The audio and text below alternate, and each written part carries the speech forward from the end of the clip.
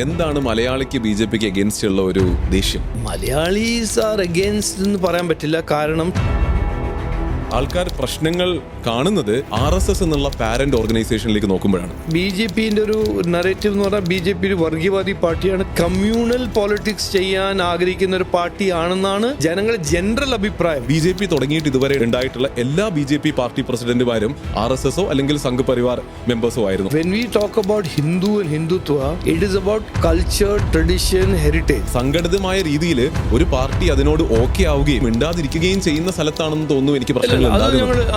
ഞാൻ ചെയ്യില്ല, ഞങ്ങളുടെ പാർട്ടി ചെയ്യില്ല. BJP കേരളത്തിനെ കുറിച്ച് ഞാൻ 100% പറയാൻ ആഗ്രഹിക്കുന്നു. BJP നോർത്തും BJP സൗത്തും അല്ലെങ്കിൽ BJP കേരളം അങ്ങനെ ഒരു വ്യത്യാസം ഉണ്ടോ ശരിക്കും? ഒരു new thinking for a new Viksit Keralam, അതാണ് ഞങ്ങൾ മുമ്പോട്ട് വെക്കാൻ പോകുന്നത്. നമ്മുടെ നാട്ടിൽ നിക്ഷേപം വരുന്നില്ല, ടാലന്റ് അവസരം തേടി പുറത്തു പോകും. നമുക്ക് ഇവിടെ ക്രിയേറ്റ് ചെയ്യേണ്ടത് ജോബ് റെവല്യൂഷനാണ് ക്രിയേറ്റ് ചെയ്യേണ്ടത്, ഇൻവെസ്റ്റ്മെന്റ് റെവല്യൂഷൻ ക്രിയേറ്റ് ചെയ്യണം. അതാണ് എന്റെ സ്വപ്നം. എന്താണ് തോന്നുന്നത് അപ്കമിങ് ഇലക്ഷൻ BJP-ക്ക് കേരളത്തിൽ എന്താണ് സംഭവിക്കാൻ സാധ്യത? അറ്റ് ദ വെരി മിനിമം എനിക്കറിയാം,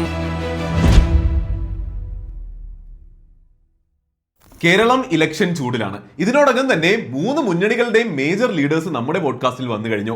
VD സതീശൻ വന്നു, മുഖ്യമന്ത്രി പിണറായി വിജയൻ വന്നു, ഇന്നിപ്പോ ഇതാ BJP-യുടെ സ്റ്റേറ്റ് പ്രസിഡന്റ് രാജീവ് ചന്ദ്രശേഖറും. ഇന്നത്തെ ഞങ്ങളുടെ ചർച്ചയിൽ പ്രധാനമായും 3 കാര്യങ്ങളാണ് ഞങ്ങൾ സംസാരിച്ചത്.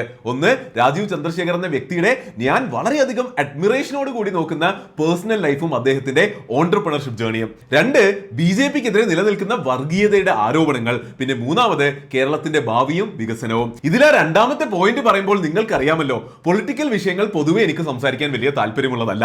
പക്ഷേ ഇങ്ങനെ ഒരു വ്യക്തിയുമായി സംസാരിക്കാൻ അവസരം കിട്ടിയപ്പോൾ നിങ്ങൾക്ക് ക്യൂരിയോസിറ്റി ഉണ്ട് എന്ന് എനിക്കറിയുന്ന BJP-യെ പറ്റി നാട്ടിൽ നിലനിൽക്കുന്ന കുറച്ച് ബേണിംഗ് കാര്യങ്ങൾ ചോദിക്കാതിരിക്കാൻ പറ്റിയില്ല. എന്റെ പേര് നോക്കി വെറുതെ ആരോപണങ്ങൾ ഉന്നയിക്കരുത്. ഞാൻ വളരെ നിഷ്പക്ഷമായിട്ട് തന്നെയാണ് എപ്പോഴും ഇവിടെ സംസാരിക്കാറുള്ളത്. എന്നെ സ്ഥിരം കാണുന്നവർക്ക് അത് അറിയാമെന്ന് ഞാൻ പ്രതീക്ഷിക്കുന്നു. വളരെ തുറന്നൊരു മനസ്സോടെയാണ് രാജീവ് ചന്ദ്രശേഖർ സംസാരിച്ചത്. നിങ്ങളും അങ്ങനെ തന്നെ ഇത് കാണുമെന്ന് ഞാൻ പ്രതീക്ഷിക്കുന്നു.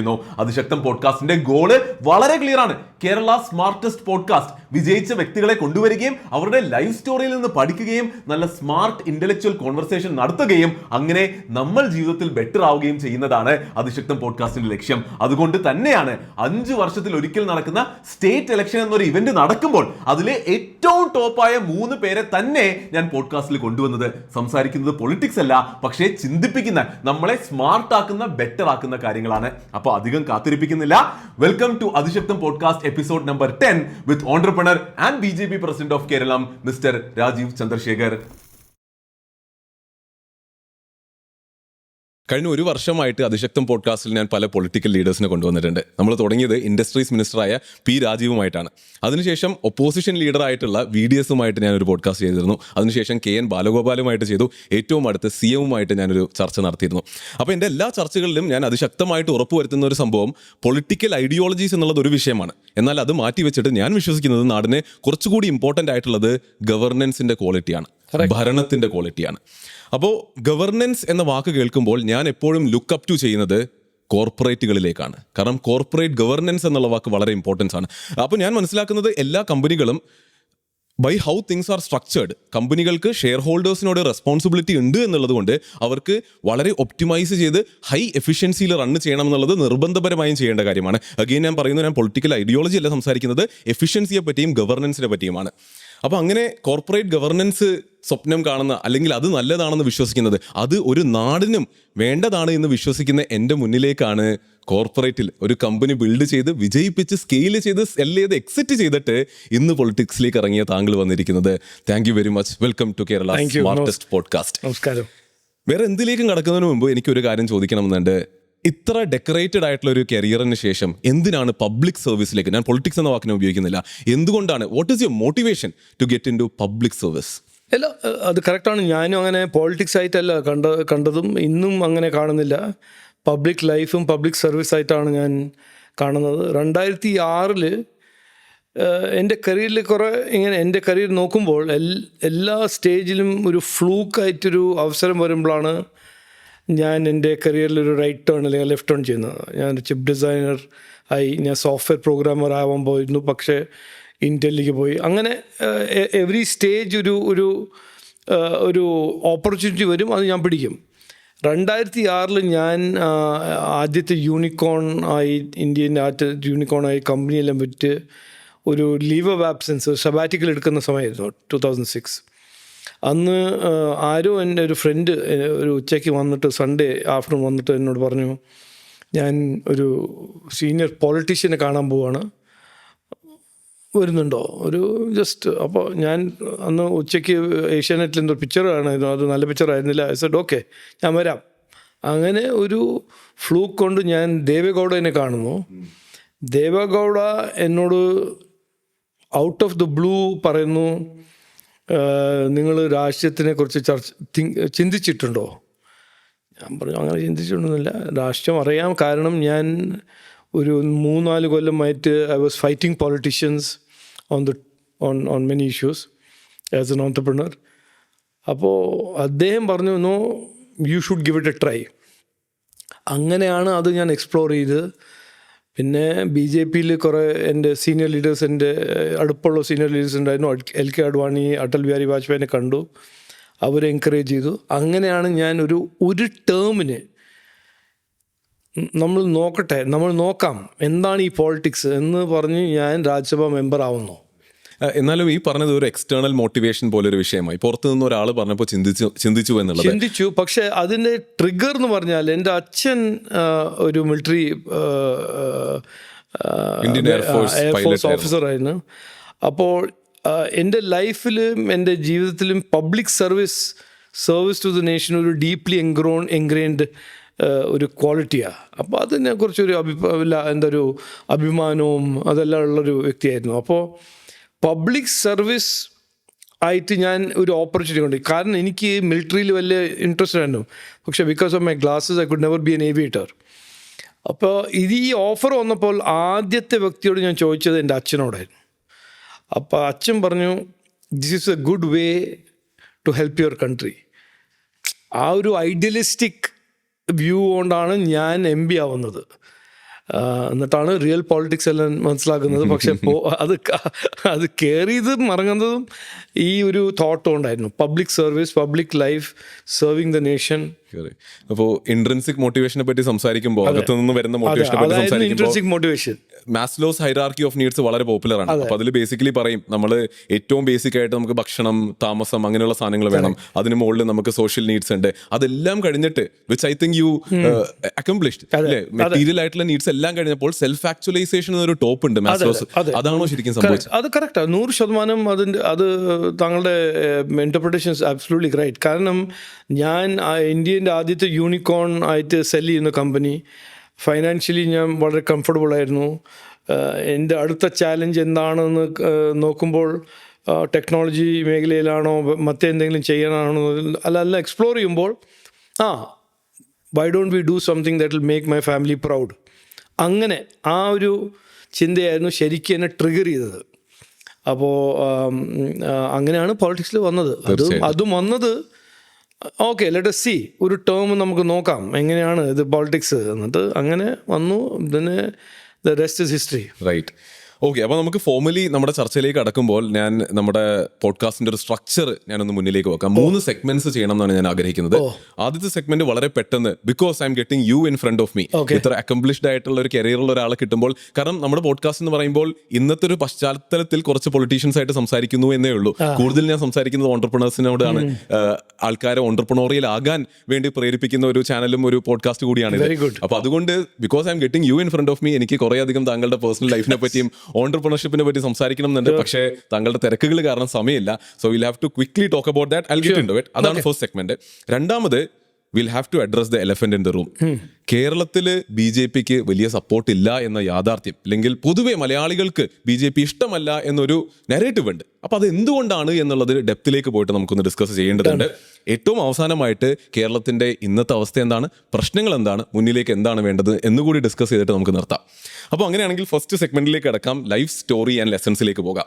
അപ്പോൾ താങ്കൾ ഇങ്ങനെ പയ്യെ ഏഷ്യാനെറ്റിന്റെ ഒരു മെൻഷൻ ചെയ്തു, പിന്നെ ഫസ്റ്റ് യൂണിക്കോണിനെ പറ്റി സംസാരിച്ചു.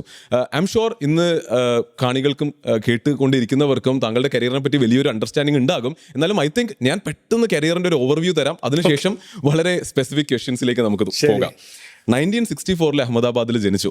അതിനുശേഷം ചെറിയ പ്രായത്തിൽ മണിപ്പാൽ എഞ്ചിനീയറിംഗ് കോളേജിലെ ഇലക്ട്രിക്കൽ എഞ്ചിനീയറിംഗ് പഠിച്ചു. Correct. 22ാമത്തെ വയസ്സിൽ US പോയി. Correct. ഇല്ലിനോയി യൂണിവേഴ്സിറ്റിയിൽ നിന്ന് കമ്പ്യൂട്ടർ സയൻസിൽ PG ചെയ്തു. Right. വെറും 22ാമത്തെ വയസ്സിൽ തന്നെ ഇന്റലിൽ ജോയിൻ ചെയ്തു. 24ാമത്തെ വയസ്സിൽ ഇന്റലിൽ ചിപ്പ് ഡിസൈനറായിട്ട് ജോയിൻ ചെയ്തു. Correct. 486 എന്ന പ്രോസസ്സർ 23-ാമത്തെ വയസ്സിൽ 486 എന്ന ഇന്റലിന്റെ ചിപ്പിൽ താങ്കളുടെ ഇനീഷ്യൽസ് ഇപ്പോഴും എച്ച്ഡ് ആണെന്നാണ് പറയപ്പെടുന്നത്. Correct. ഇൻഫാക്ട് അവിടെ വർക്ക് ചെയ്തപ്പോൾ ബിൽ ഗേറ്റ്സുമായിട്ട് റൂം ഷെയർ ചെയ്തിട്ടുണ്ട്, മീറ്റിംഗിൽ ഇരുന്നിട്ടുണ്ടെന്ന് ഞാൻ കേട്ടിട്ടുണ്ട്. അടിപൊളി.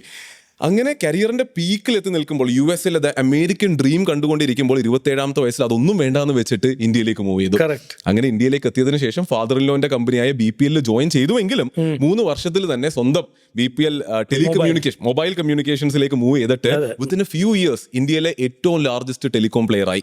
അങ്ങനെ വെറും 41 ഇയേഴ്സ് ഓഫ് ഏജില് അന്നത്തെ 5,000 കോടി രൂപക്കാണ് ആ കമ്പനി വിറ്റത്. ഇന്നത്തെ വാല്യൂല് പറയാനാണെങ്കിൽ നിയർലി 20,000 crores. അവിടെയും കഴിഞ്ഞില്ല. That's just 41 years of your life. അതിനുശേഷം ഇനി എന്ത് ചെയ്യുമെന്ന് നോക്കിയിരിക്കുമ്പോൾ അപ്പോൾ തന്നെ ജൂപ്പിറ്റർ ക്യാപിറ്റൽ എന്ന പേരിൽ ഒരു VC ഫേം എന്ന് വിളിക്കാൻ പറ്റുമോ എന്നറിയില്ല, may be private equity investment firm start ചെയ്യുന്നു.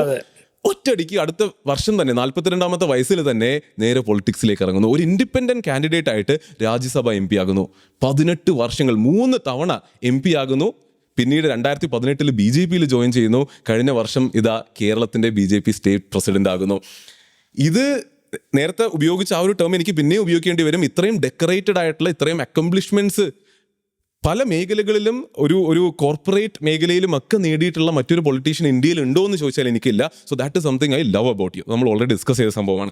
അപ്പോൾ ഈ ഒരു പേഴ്സണൽ ലൈഫിലെ കുറച്ച് കാര്യങ്ങളാണ് എനിക്ക് ചോദിക്കാനുള്ളത്. ഏറ്റവും ആദ്യം എനിക്ക് ഡിസ്കസ് ചെയ്യാനുള്ളത് എന്തുകൊണ്ടാണ് US പോകണമെന്ന് തോന്നിയത്? Why did you want to move to the US? Plus എന്തിന് തിരിച്ചു വരണമെന്ന് തോന്നി? അല്ല, ഇതിൽ 2 ഫാക്ടറായിരുന്നു. ഞാൻ മണിപ്പാലിൽ പഠിക്കുന്നത് ഇലക്ട്രിക്കൽ ഇലക്ട്രോണിക്സ് എഞ്ചിനീയറിംഗ് ആയിരുന്നു. അവിടെ ആദ്യത്തെ കമ്പ്യൂട്ടർ വന്നത് എൻ്റെ 3rd ഇയറിലായിരുന്നു. കമ്പ്യൂട്ടർ, ഒരു വലിയ കമ്പ്യൂട്ടർ സെൻറ്റർ ഉണ്ടായിരുന്നു. കമ്പ്യൂട്ടർ വന്നു. എനിക്ക് ആദ്യം മുതൽ പ്രോഗ്രാമിങ്ങിൽ വലിയ ടാലൻറ്റും ഒരു താല്പര്യമുള്ള ഒരു സ്റ്റുഡൻ്റ് ആയിരുന്നു ഞാൻ. അപ്പോൾ കൺവെൻഷണൽ ജോബ്സ് അന്നെല്ലാം ഇത് ഞാൻ പറഞ്ഞത് 84-85ലാണ്. ജോബ് മാർക്കറ്റ് എന്ന് പറഞ്ഞാൽ ഒരു പ്രൈവറ്റ് കമ്പനിയിൽ ഒരു മാനേജ്മെൻറ്റ് ട്രെയിനി ആവുക, അല്ലെങ്കിൽ ഗവൺമെൻറ് ജോയിൻ ചെയ്യുക. സോഫ്റ്റ്വെയർ ഒരു കോഡർ എന്ന ഒരു എന്താ പറയുക ഒരു career was still non existent. അപ്പോൾ ഞാൻ എൻ്റെ ഗ്രാജുവേഷൻ കഴിഞ്ഞിട്ട് ഇന്ത്യൻ്റെ ഒരു earliest pioneer software company call Softek അത് ജോയിൻ ചെയ്തു. എന്നിട്ട് അതിൻ്റെ കമ്പൈലറിൻ്റെ സ്ക്രീൻ മാനേജറിൻ്റെ ഇൻചാർജ് ആയിരുന്നു ഞാൻ. 8-12 പേരെ ഉണ്ടായിരുന്നു ആ കമ്പനിയിൽ. ഡൽഹിയിലായിരുന്നു. 1,200 rupees ആയിരുന്നു സാലറി. പക്ഷെ ഒരു ചെറിയ ഓഫീസായിരുന്നു, ഒരു ബാത്റൂം, 18 പേര്, ഒരു ഷോപ്പിംഗ് സെൻറ്ററിലായിരുന്നു ഓഫീസ്. അപ്പോൾ ഇതെല്ലാം കണ്ട് എൻ്റെ അച്ഛനും അമ്മയ്ക്കും കുറച്ചൊരു വറി, ഈ പുള്ളി ഒരു കരിയർ ഡയറക്ഷനിലല്ല പോകുന്നത്.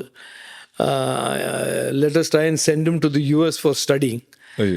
ഞാൻ ഭയങ്കര ഹാപ്പി ആയിരുന്നു. അങ്ങനെ എനിക്ക് വലിയ ഒരു ഇതൊന്നും ഉണ്ടായിരുന്നില്ല. Very satisfied. ഒരു ജാവ SD മോട്ടോർ സൈക്കിൾ ഉണ്ടായിരുന്നു. അങ്ങനെ അച്ഛൻ്റെ ഒരു താല്പര്യമായിരുന്നു എനിക്ക് പുറത്ത് പോയി പഠിക്കണമെന്ന്. അപ്പം ഞാൻ അപ്ലൈ ചെയ്തു. ഇല്ലിനോയ് ഇൻസ്റ്റിറ്റ്യൂട്ട് ഓഫ് ടെക്നോളജിയിൽ എനിക്ക് അഡ്മിഷൻ കിട്ടി, പെട്ടെന്ന് കിട്ടി. സ്കോളർഷിപ്പ് കിട്ടിയില്ല. അപ്പോൾ എനിക്കിപ്പോഴും ഓർമ്മയുണ്ട്, എൻ്റെ അച്ഛൻ്റെ കംപ്ലീറ്റ് 35 ഇയേഴ്സിൻ്റെ കരിയറിൻ്റെ മൊത്തം സേവിങ്സ് വാസ് 8 lakh rupees. ആ 8 lakh rupeesന് ഒരു ഡിമാൻഡ് ഡ്രാഫ്റ്റ് ആക്കി ഡോളേഴ്സിൽ he gave me the check and he said, ഇതാണ് എൻ്റെ അടുത്തുള്ളത്, ബാക്കി എനിക്ക് എൻ്റെ അടുത്തൊന്നുമില്ല, you have to make it on your own after this. അപ്പോൾ he gave me that. അപ്പോൾ താങ്കളുടെ എൻ്റയർ കരിയറിന്റെ സക്സസിന്റെ ഒരു മൂലധനം അതായിരുന്നു എന്ന് പറയാം. പിന്നെ എൻ്റെ അച്ഛൻ at every stage was my foundation, my backbone. അപ്പോൾ അങ്ങനെ ഞാൻ പോയി 2 കൊല്ലത്തിൻ്റെ മാസ്റ്റേഴ്സ് ഞാൻ 1 കൊല്ലത്തിൽ കംപ്ലീറ്റ് ചെയ്തു. കംപ്ലീറ്റ് ചെയ്യുമ്പോൾ തന്നെ ഞാൻ ജോലി തുടങ്ങി കോഡിങ്ങിൻ്റെ.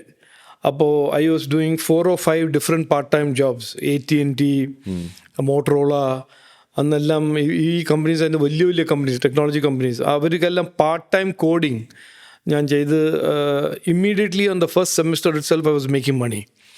അപ്പോൾ so I financed my entire education after that.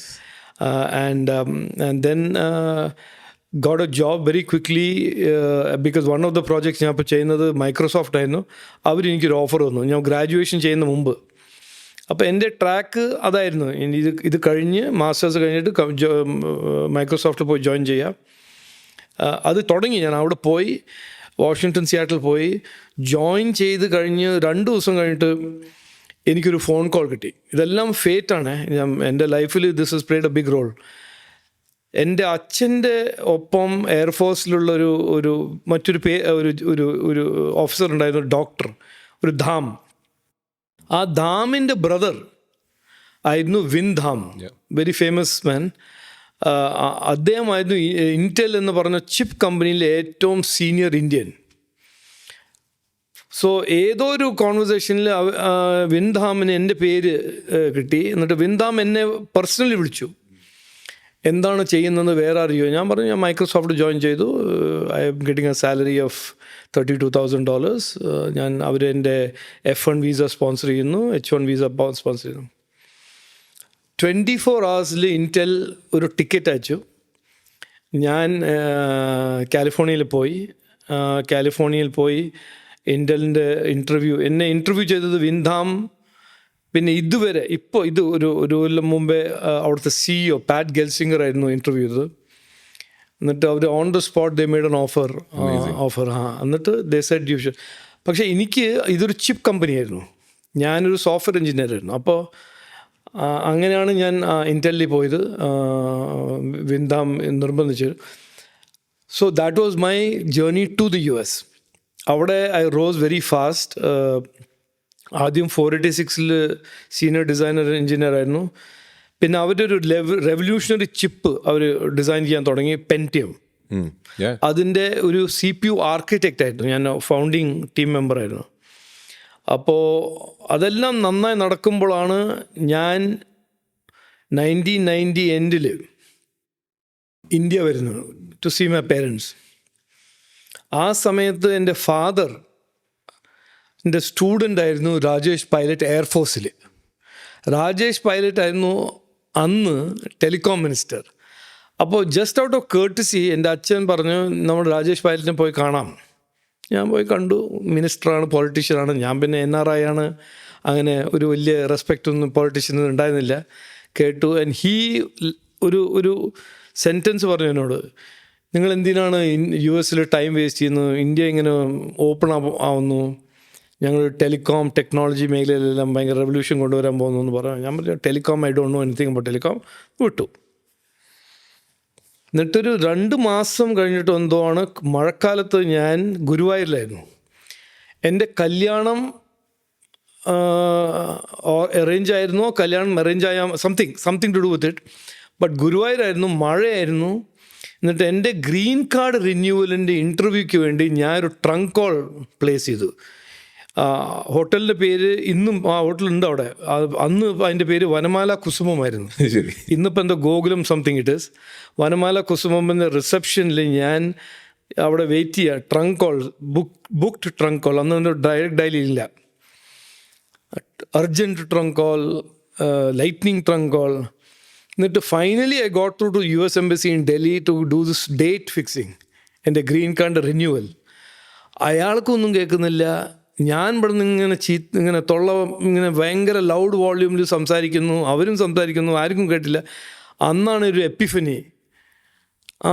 ഈ രാജേഷ് പൈലറ്റ് പറഞ്ഞതിൽ എന്തോ ഒരു സ്റ്റഫുണ്ട്, ടെലികോം ഒരു വലിയ ഏരിയ ആണെന്ന് പറഞ്ഞിട്ട് അങ്ങനെ അന്ന് തീരുമാനിച്ചു I will take A 1 year leave of absence. And I applied for that cellular license in 1991. And then of course that went into some litigation in 94-95 is when the license was issued. And then കേരളത്തിൻ്റെ ആദ്യത്തെ cellular company ഞാൻ BPL mobile ആയിരുന്നു. അപ്പോൾ permanently US വിടണമെന്നുള്ള decision ആയിരുന്നില്ല. I said let us try. അപ്പോൾ ഒരു year leave of absence എടുത്തു. ആ 2 year ലീവ് ഓഫ് ആബ്സെൻസ് ആക്കി. എന്നിട്ട് ആക്ച്വലി ഞാൻ ഇന്റലിൽ റിസൈൻ ചെയ്തത്, ഒഫീഷ്യലി റിസൈൻ ചെയ്തത് 1994. ശരി, ഓക്കെ. അല്ല, ഇതൊരു വളരെ നല്ല ലെസൺ ആണല്ലോ. അതായത് കാൽക്കുലേറ്റഡ് റിസ്കുകളാണ് ജീവിതത്തിൽ എടുക്കേണ്ടത്. അന്നെല്ലാം 26 years old and you know അന്ന് ഒരു റിസ്ക് ടേക്കിംഗ് എബിലിറ്റി ഭയങ്കര ഹൈ ആയിരുന്നല്ലോ. ഓക്കെ, വാട്ട് വിൽ ഹാപ്പൻ, ശരി 2 കൊല്ലം വേസ്റ്റായി, മടങ്ങി പോവാം. ആ ഒരു എഷ്യോർഡ് കരിയർ ഉണ്ടായിരുന്നു, ടാലൻറ്റും കപ്പാസിറ്റി, ഒരു സെൽഫ് കോൺഫിഡൻസ് ഉണ്ടായിരുന്നു. അങ്ങനെയാണ് ഇന്ത്യയിൽ മടങ്ങി വന്നത്. അപ്പോൾ അങ്ങനെയാണെങ്കിൽ നമുക്ക് BPL മൊബൈൽ കമ്മ്യൂണിക്കേഷൻസിന്റെ കഥ ഒന്ന് കേൾക്കാമല്ലോ. അപ്പോൾ അത് എങ്ങനെയാണ് സ്റ്റാർട്ട് ആയത് എന്ന് നമ്മൾ കേട്ടു. എന്തായിരുന്നു അതിന്റെ ഇനീഷ്യൽ ഇയേഴ്സ്, എന്തുവരെ പീക്കിൽ പോയി? സോ അതിന്റെ ഒരു പീക്ക് ആനുവൽ റവന്യൂ ഒന്നും എവിടെയും കിട്ടുന്നില്ല. അപ്പോൾ ഒരു പീക്ക് ആനുവൽ റവന്യൂ എത്രയായിരുന്നു, എത്ര എംപ്ലോയീസ് ഉണ്ടായിരുന്നു, എവിടെയായിരുന്നു HQ ഉണ്ടായിരുന്നത്, ആൻഡ് ഇവഞ്ച്വലി എന്താണ് സംഭവിച്ചത്? കാരണം 2001 to 2005 what I can read കുറേ കാര്യങ്ങൾ സംഭവിച്ചു. ഫാദർ ഇൻ ലോ ആയിട്ട് എന്തോ ലീഗൽ പ്രശ്നങ്ങൾ ഉണ്ടായിരുന്നു. അതുപോലെ ടാറ്റ ബിർള AT&T മെർജറിന്റെ MOU ആയിട്ട് എന്തൊക്കെയോ പ്രശ്നങ്ങൾ ഉണ്ടായി. ഇവഞ്ച്വലി അത് വിറ്റു കമ്പനി. അപ്പോൾ ആ ഒരു ജേർണി എന്തായിരുന്നു? അത് ആ ഒരു 10 കൊല്ലം ആക്ച്വലി ഞാൻ ഇന്ത്യനെ കുറിച്ച് പഠിച്ചതും ഇന്ത്യ കോർപ്പറേറ്റ് സെക്ടറും India legal system, India political system, governance system എല്ലാം പഠിച്ചത് ആ 10 കൊല്ലമായി. കാരണം 91 ഞാൻ ഈ സെല്ലർ ലൈസൻസ് അപ്ലൈ ചെയ്തപ്പോൾ അന്നത്തെ മന്ത്രിയായിരുന്നു ഒരു നോട്ടോറിയസ് സുക്രാം. രാജേഷ് പൈലറ്റിനെ മാറ്റി സുക്രാം ഈ ലൈസൻസ് ഇഷ്യൂ ചെയ്യുന്ന സമയത്ത് സുക്രാമായിരുന്നു മന്ത്രി. ആദ്യമായിട്ട് പൊളിറ്റിക്കൽ കറപ്ഷൻ കാണുന്നത് ഞാൻ അവിടെയാണ്. കാരണം എനിക്ക് ലൈസൻസ് കിട്ടി 94-ൽ, സുക്രാം 94-ലായിരുന്നു. അതിന് മുമ്പ് ഈ 2 years it went to litigation. അതൊരു ഇന്ത്യൻ പ്രോസസ്സായിട്ട് ഞാൻ കണ്ടു. നമുക്ക് കിട്ടി, ലൈസൻസ് കിട്ടി, നമ്മൾ അതിന് വേണ്ടി അധ്വാനിച്ചു, പക്ഷേ അത് ലിറ്റിഗേഷന് പോയി. 2 കൊല്ലം 2.5 കൊല്ലം അങ്ങനെ പോയി. പിന്നെ 94-ൽ ലൈസൻസ് കിട്ടിയത് മുംബൈ, ബോംബെ. അവിടെ ഞാൻ തുടങ്ങി വർക്ക്, എല്ലാം പഠിച്ചു. സെല്ലർ പുതിയ സെക്ടറായിരുന്നു, പക്ഷേ ഞാൻ പഠിച്ചു. എൻ്റെ പാർട്ട്ണർ അന്ന് ഒരു അഗെയിൻ ഒരു revolutionary man in cellular call Craig McCaw. അദ്ദേഹത്തിനെ കുറിച്ച് വായിക്കണമെങ്കിൽ ഒരു ബുക്കുണ്ട്, money out of thin air. He is a pioneer of cellular in the world. Craig McCaw American ആയിരുന്നു. അപ്പോൾ BPL മൊബൈൽ ലോഞ്ച് ചെയ്യാൻ വേണ്ടിയിട്ട് ഒരു പാർട്ട്ണർ, ക്രേഗ് മെക്കോ സെല്ലുലർ എന്ന് പറഞ്ഞ കമ്പനിയായിരുന്നു. അതിൻ്റെ ഒപ്പം ഫ്രാൻസ് ടെലികോം ഒരു ഫ്രഞ്ച് കമ്പനിയായിരുന്നു. അങ്ങനെയാണ് ഞങ്ങൾ തുടങ്ങിയത്. പക്ഷേ ആദ്യം മുതൽ I insisted there will be only Indian talent, Indian managers. ഈ ഒരു രീതി ഉണ്ടായിരുന്നു ഈ ഫോറിൻ കമ്പനി, നമുക്ക് ഫോറിനേഴ്സിന് കൊണ്ടുവരണം. അപ്പോൾ അങ്ങനെയല്ല, ഞാൻ പറയും വേണ്ട. ഞങ്ങൾ ആർമിയിൽ നിന്ന് കുറേ സിഗ്നൽസിൻ്റെ ഓഫീസേഴ്സിനെ റിക്രൂട്ട് ചെയ്തു. പിന്നെ BSNL DOT എന്ന് കുറേ ടെലികോം എഞ്ചിനീയേഴ്സിനെ റിക്രൂട്ട് ചെയ്തു, അവരെ ട്രെയിൻ ചെയ്തു. അങ്ങനെ ഞങ്ങളൊരു കേപ്പബിലിറ്റി ബിൽഡ് ചെയ്തു. ഇന്നും ഇന്ത്യയിൽ ഏത് സെല്ലർ കമ്പനിയിൽ പോയാൽ you will find somebody who has worked with me as a junior person who is now a CEO or a vice president or an executive director. അപ്പോൾ എൻ്റെ ഒരു അലൂമിനായി അവരെല്ലാം കാണുമ്പോൾ എനിക്കൊരു വളരെ അഭിമാനം. I feel very proud. Anyway that was A story. 94. പക്ഷെ ഇതൊരു വളരെ ക്യാപിറ്റൽ ഇൻറ്റൻസീവ് ആയിട്ടുള്ള ബിസിനസ് അല്ലേ? അല്ല, ക്യാപിറ്റൽ ഞാൻ പറഞ്ഞ ക്രേഗ് മെക്കോ സെല്ലുറിൻ്റെ കോൺട്രിബ്യൂഷൻ ആയിരുന്നു, ഫ്രാൻസ് ടെലികോമിൻ്റെ കോൺട്രിബ്യൂഷൻ ആയിരുന്നു. ഇതിൽ ഒരു കഥ ഞാൻ ഇത് ഷെയർ ചെയ്യാൻ ആഗ്രഹിക്കുന്നു. ഞാൻ US വന്നാണ്, ഓൺട്രപ്രണർ ആയിരുന്നില്ല. ഞാനൊരു ചിപ്പ് ഡിസൈനർ, ഗീക്കായിരുന്നു, കോഡറായിരുന്നു. പക്ഷേ ഇത് കിട്ടിയപ്പോൾ ആദ്യത്തെ ലോൺ കിട്ടാൻ ഞാൻ അന്നത്തെ IDBIയിൽ പോയി. IDBI ആയിരുന്നു ഡെവലപ്മെൻറ്റ് ബാങ്ക്. ICICIയിൽ പോയപ്പോൾ അവൻ്റെ ചെയർമാൻ പറഞ്ഞു, സെല്ലുലർ ഇന്ത്യ ടു എക്സ്പെൻസീവ് എന്ന് പറഞ്ഞിട്ട് ഡിസ്മിസ് ചെയ്തു. പിന്നെ IDBI പോയി. IDBI പോയിട്ട് അത് ഗവൺമെൻറ് ബാങ്കായിരുന്നു. കുറേ 2-3 ദിവസം ചെയർമാൻ്റെ ഓഫീസിൻ്റെ പുറത്ത് ഇരുന്നു. അതെല്ലാം ന്യൂ കോൺസെപ്റ്റാണ്, ഓഫീസിൻ്റെ പുറത്ത് ഇരിക്കുക. ഒരു ഗീക്കിന് അതെ ഇത് എന്താ ഒന്നും ഡിസിഷൻ എടുക്കാത്തത്. എന്നിട്ട് പിന്നെയാണ് എന്നോട് പറഞ്ഞത്, നിങ്ങൾ ഒരു ബ്രൈബ് കൊടുത്തില്ലെങ്കിൽ ലോണൊന്നും കിട്ടില്ല. അപ്പോൾ അത് കിട്ടില്ല എന്ന് വിചാരിച്ചിട്ട് ഞാൻ പിന്നെ ഒരു ഫോറിൻ ബാങ്ക് പോയി, ഡോയ്ച്ച് ബാങ്ക് എന്നാണ് എൻ്റെ ആദ്യത്തെ ലോൺ കിട്ടുന്നത്. 150 crores. അങ്ങനെയാണ് ഇതും ഇക്വിറ്റി കൊണ്ട് ബൂട്ട് സ്ട്രാപ്പ് ചെയ്യുന്നത്. എനിക്ക് കിട്ടിയ സ്റ്റോക്ക് ഓപ്ഷൻസ് ഉണ്ടായിരുന്നു ഇൻറ്റലിൽ, അതെല്ലാം ഞാൻ ഇതിൽ ഇൻവെസ്റ്റ് ചെയ്തു. So I was all in to this, all or nothing. അപ്പോൾ അങ്ങനെ മുമ്പോട്ട് പോയി. സെക്കൻഡ് റൗണ്ട് ബിഡ്സിൽ വന്നപ്പോൾ അടുത്ത ലൈസൻസസിന് ബിഡ് ചെയ്തു. പക്ഷേ ഇതിൽ ഒരു എപ്പിസോഡ് ഞാൻ ഷെയർ ചെയ്യാൻ ആഗ്രഹിക്കുന്നു. ഞാൻ മുംബൈ ലൈസൻസ് കിട്ടി, completed the network build out. ആദ്യം ഇന്ത്യയിൽ ഏറ്റവും കൂടുതൽ ഫാസ്റ്റസ്റ്റ് സ്പീഡിൽ ബിൽഡ് ഔട്ട് ചെയ്ത് നെറ്റ്വർക്ക് എൻ്റെ ആയിരുന്നു. പക്ഷേ അതിനെ ഓപ്പറേഷണലൈസ് ചെയ്യാൻ മിനിസ്റ്ററിൻ്റെ സിഗ്നേച്ചറിൻ്റെ ആവശ്യമുണ്ടായിരുന്നു. ആ മിനിസ്റ്ററായിരുന്നു സുക്രാം. അപ്പോൾ ഞാൻ അയാളെ കാണാൻ പോയി.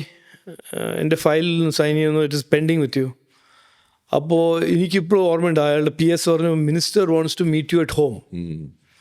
അപ്പോൾ ഐ റിമെമ്പർ ഞാൻ വൈഫിനെ വിളിച്ച് പറഞ്ഞു, കണ്ടോ നിങ്ങൾ എന്താ വിചാരിക്കുന്നത്, എന്നെ മിനിസ്റ്റർ വീട്ടിൽ വിളിച്ചിട്ടുണ്ട് എന്നെ കാണാൻ. അങ്ങനെ എൻ്റെ റെപ്യൂട്ടേഷൻ ഇവർ കേട്ട് റെസ്പെക്റ്റ് ചെയ്യുന്നതാണ്. എന്നിട്ട് ഞാൻ വീട്ടിൽ പോയി. അന്നെല്ലാം ഈ OHP പ്രൊജക്ടറായിരുന്നേ, ഒരു വലിയൊരു സൂട്ട് കേസ് പോലെ യു ക്യാരി ഇറ്റ്, ഫോയിൽ കൊണ്ടാണ് പ്രസൻറ്റേഷൻ, ലാപ്ടോപ്പൊന്നുമില്ല. അപ്പോൾ ഞാൻ അതെല്ലാം എടുത്തിട്ട് ഇയാളുടെ വീട്ടിൽ പോയി. വേർ ഷുഡ് ഐ പ്രസൻറ്റ്, ബേഠോ. ഞാൻ പറഞ്ഞു സംസാരിച്ച് അയാളിങ്ങനെ ഒന്നും പറയാണ്ട് കേട്ടു, എന്നിട്ട് ഒന്നും പറഞ്ഞില്ല. എന്നിട്ട് ഞാൻ പോയി. അങ്ങനെ 2 times മീറ്റിംഗ് ഹാപ്പൻ. മൂന്നാമത്തെ തവണ ഇതെല്ലാം ടൈം പോകുന്നു, മറ്റൊരു ക്യാച്ചപ്പ് ചെയ്യുന്നു മറ്റേ കമ്പനികൾ. മൂന്നാമത്തെ തവണ പോയപ്പോൾ ഇയാൾ കുറച്ച് ഫ്രസ്ട്രേഷൻ കൊണ്ട് പറഞ്ഞു എന്നോട്, തുമാരെ ഘർ മേ കോയി ബുസുർഗ് നെയ് ഹെ. ഹിന്ദിയിൽ അതിൻ്റെ മീനിങ്, നിങ്ങളുടെ വീട്ടിൽ ആരെങ്കിലും വയസ്സായ ആരും ഇല്ലേ? ഞാൻ എന്തിനാ നിങ്ങളെ വിളിക്കുന്നത് മനസ്സിലാവാൻ ആരെങ്കിലും ഇല്ലേന്ന് പറഞ്ഞു തരാൻ ആളല്ലേ.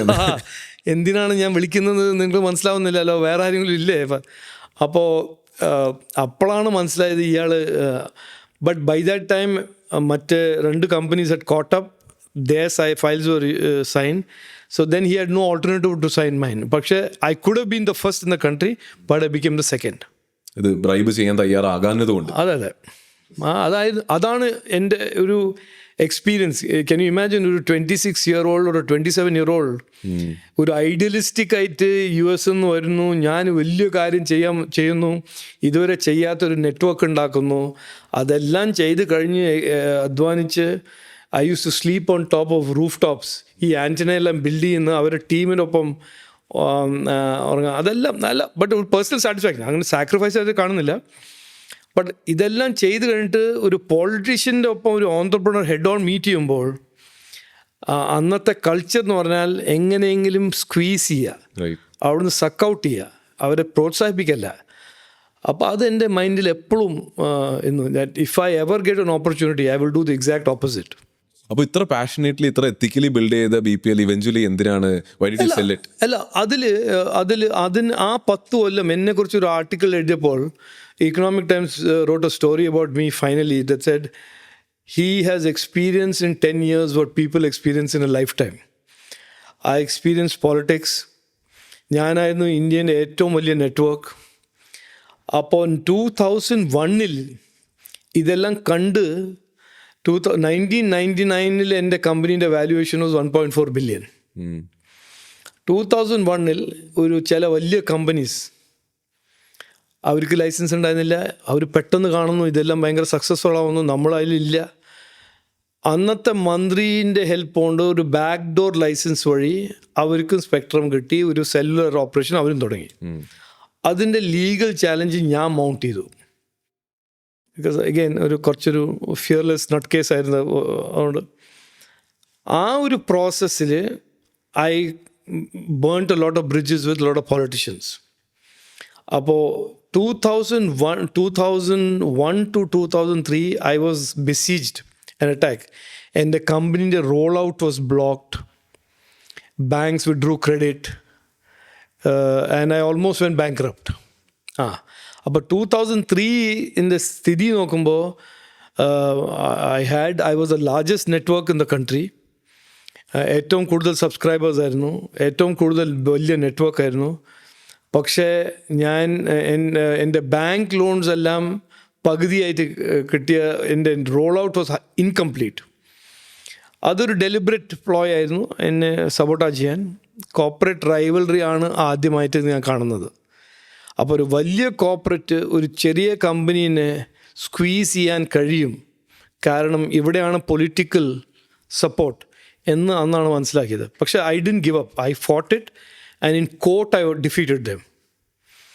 But by that time and the company was back on the track. By that time I said ഇനി ഇവിടെ എനിക്ക് പൊളിറ്റിക്കൽ ഫൈറ്റ് ചെയ്യാൻ താല്പര്യമില്ല, അതുകൊണ്ട് I want to exit. And 2006 I exited. ഞാൻ എക്സിറ്റഡ് 1.1 billion. ഹാപ്പിയാണോ ആ എക്സിറ്റിൽ തിരിഞ്ഞു നോക്കുമ്പോൾ? അല്ല, ഞാൻ പറഞ്ഞുതരാം, അതിലൊരു ലോജിക്ക് ഞാൻ പറഞ്ഞുതരാം. എന്നോട് അന്ന് എക്സിറ്റ് ചെയ്യുമ്പോൾ ഇതേ ചോദ്യം ചോദിച്ചു, are you leaving defeated or are you leaving successful exit? അപ്പോൾ അന്ന് ഞാൻ പ്രെഡിക്റ്റ് ചെയ്തേ, ഞാൻ പറഞ്ഞു I see the challenges of telecom are going to be primarily about lobbying for spectrum in Delhi. And neither do I have the capacity for it or the talent for it. അത് ഞാൻ publicly പറഞ്ഞു, ഒരു press കോൺഫറൻസിൽ പറഞ്ഞു, CNBC-യോട് പറഞ്ഞു. എന്നിട്ട് എന്ത് നടന്നു അത് കഴിഞ്ഞിട്ട്? 2G സ്കാം അതെല്ലാം നടന്നത് അത് കഴിഞ്ഞിട്ടാണ്. So I could sense the politicization of the telecom sector was very, very heavy. And അതിൽ വരുന്ന ഫോഴ്സസ് വളരെ വലിയ വലിയ പവർഫുൾ ഫോഴ്സസ് ആയിരിക്കും. അതിന് ഫൈറ്റ് ചെയ്യാൻ എനിക്ക് വലിയ താല്പര്യം ഉണ്ടായിരുന്നില്ല. കാരണം 3 കൊല്ലം ഞാൻ ഫൈറ്റ് ചെയ്തു. അതിൻ്റെ കോൺസിക്വൻസസ് എല്ലാം ഞാൻ മനസ്സിലാക്കി സഹിച്ച ആളായിരുന്നു.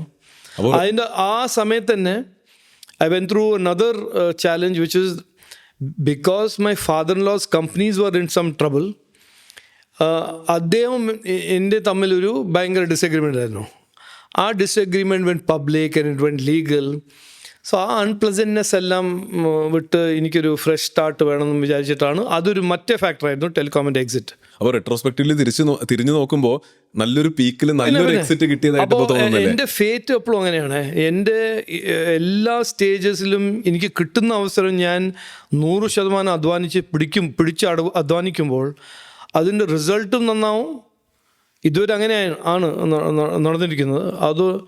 പക്ഷേ അതിൻ്റെ ഒരു സൺസെറ്റ് ഉണ്ടാവും. അപ്പോൾ എൻ്റെ ചിപ്പ് ഡിസൈൻ ഫേസിൽ സൺസെറ്റ് ഉണ്ടായിരുന്നു, mobile telephony and entrepreneurship sunset ഉണ്ടായിരുന്നു. അതുപോലെ തന്നെ പിന്നെ then I started investing. Amazing. അപ്പോൾ അഗെയിൻ ഈ പേഴ്സണൽ ലൈഫിനെ പറ്റി കുറേ അധികം സംസാരിക്കണം എന്ന് എനിക്കുണ്ട്. ബട്ട് അഗെയിൻ ടൈം പരിമിതി കാരണം നമുക്ക് മുന്നിലേക്ക് നീങ്ങേണ്ടി വരും. അപ്പോൾ നമുക്ക് നേരെ സെക്കൻഡ് സെഗ്മെന്റിലേക്ക് പോകാം.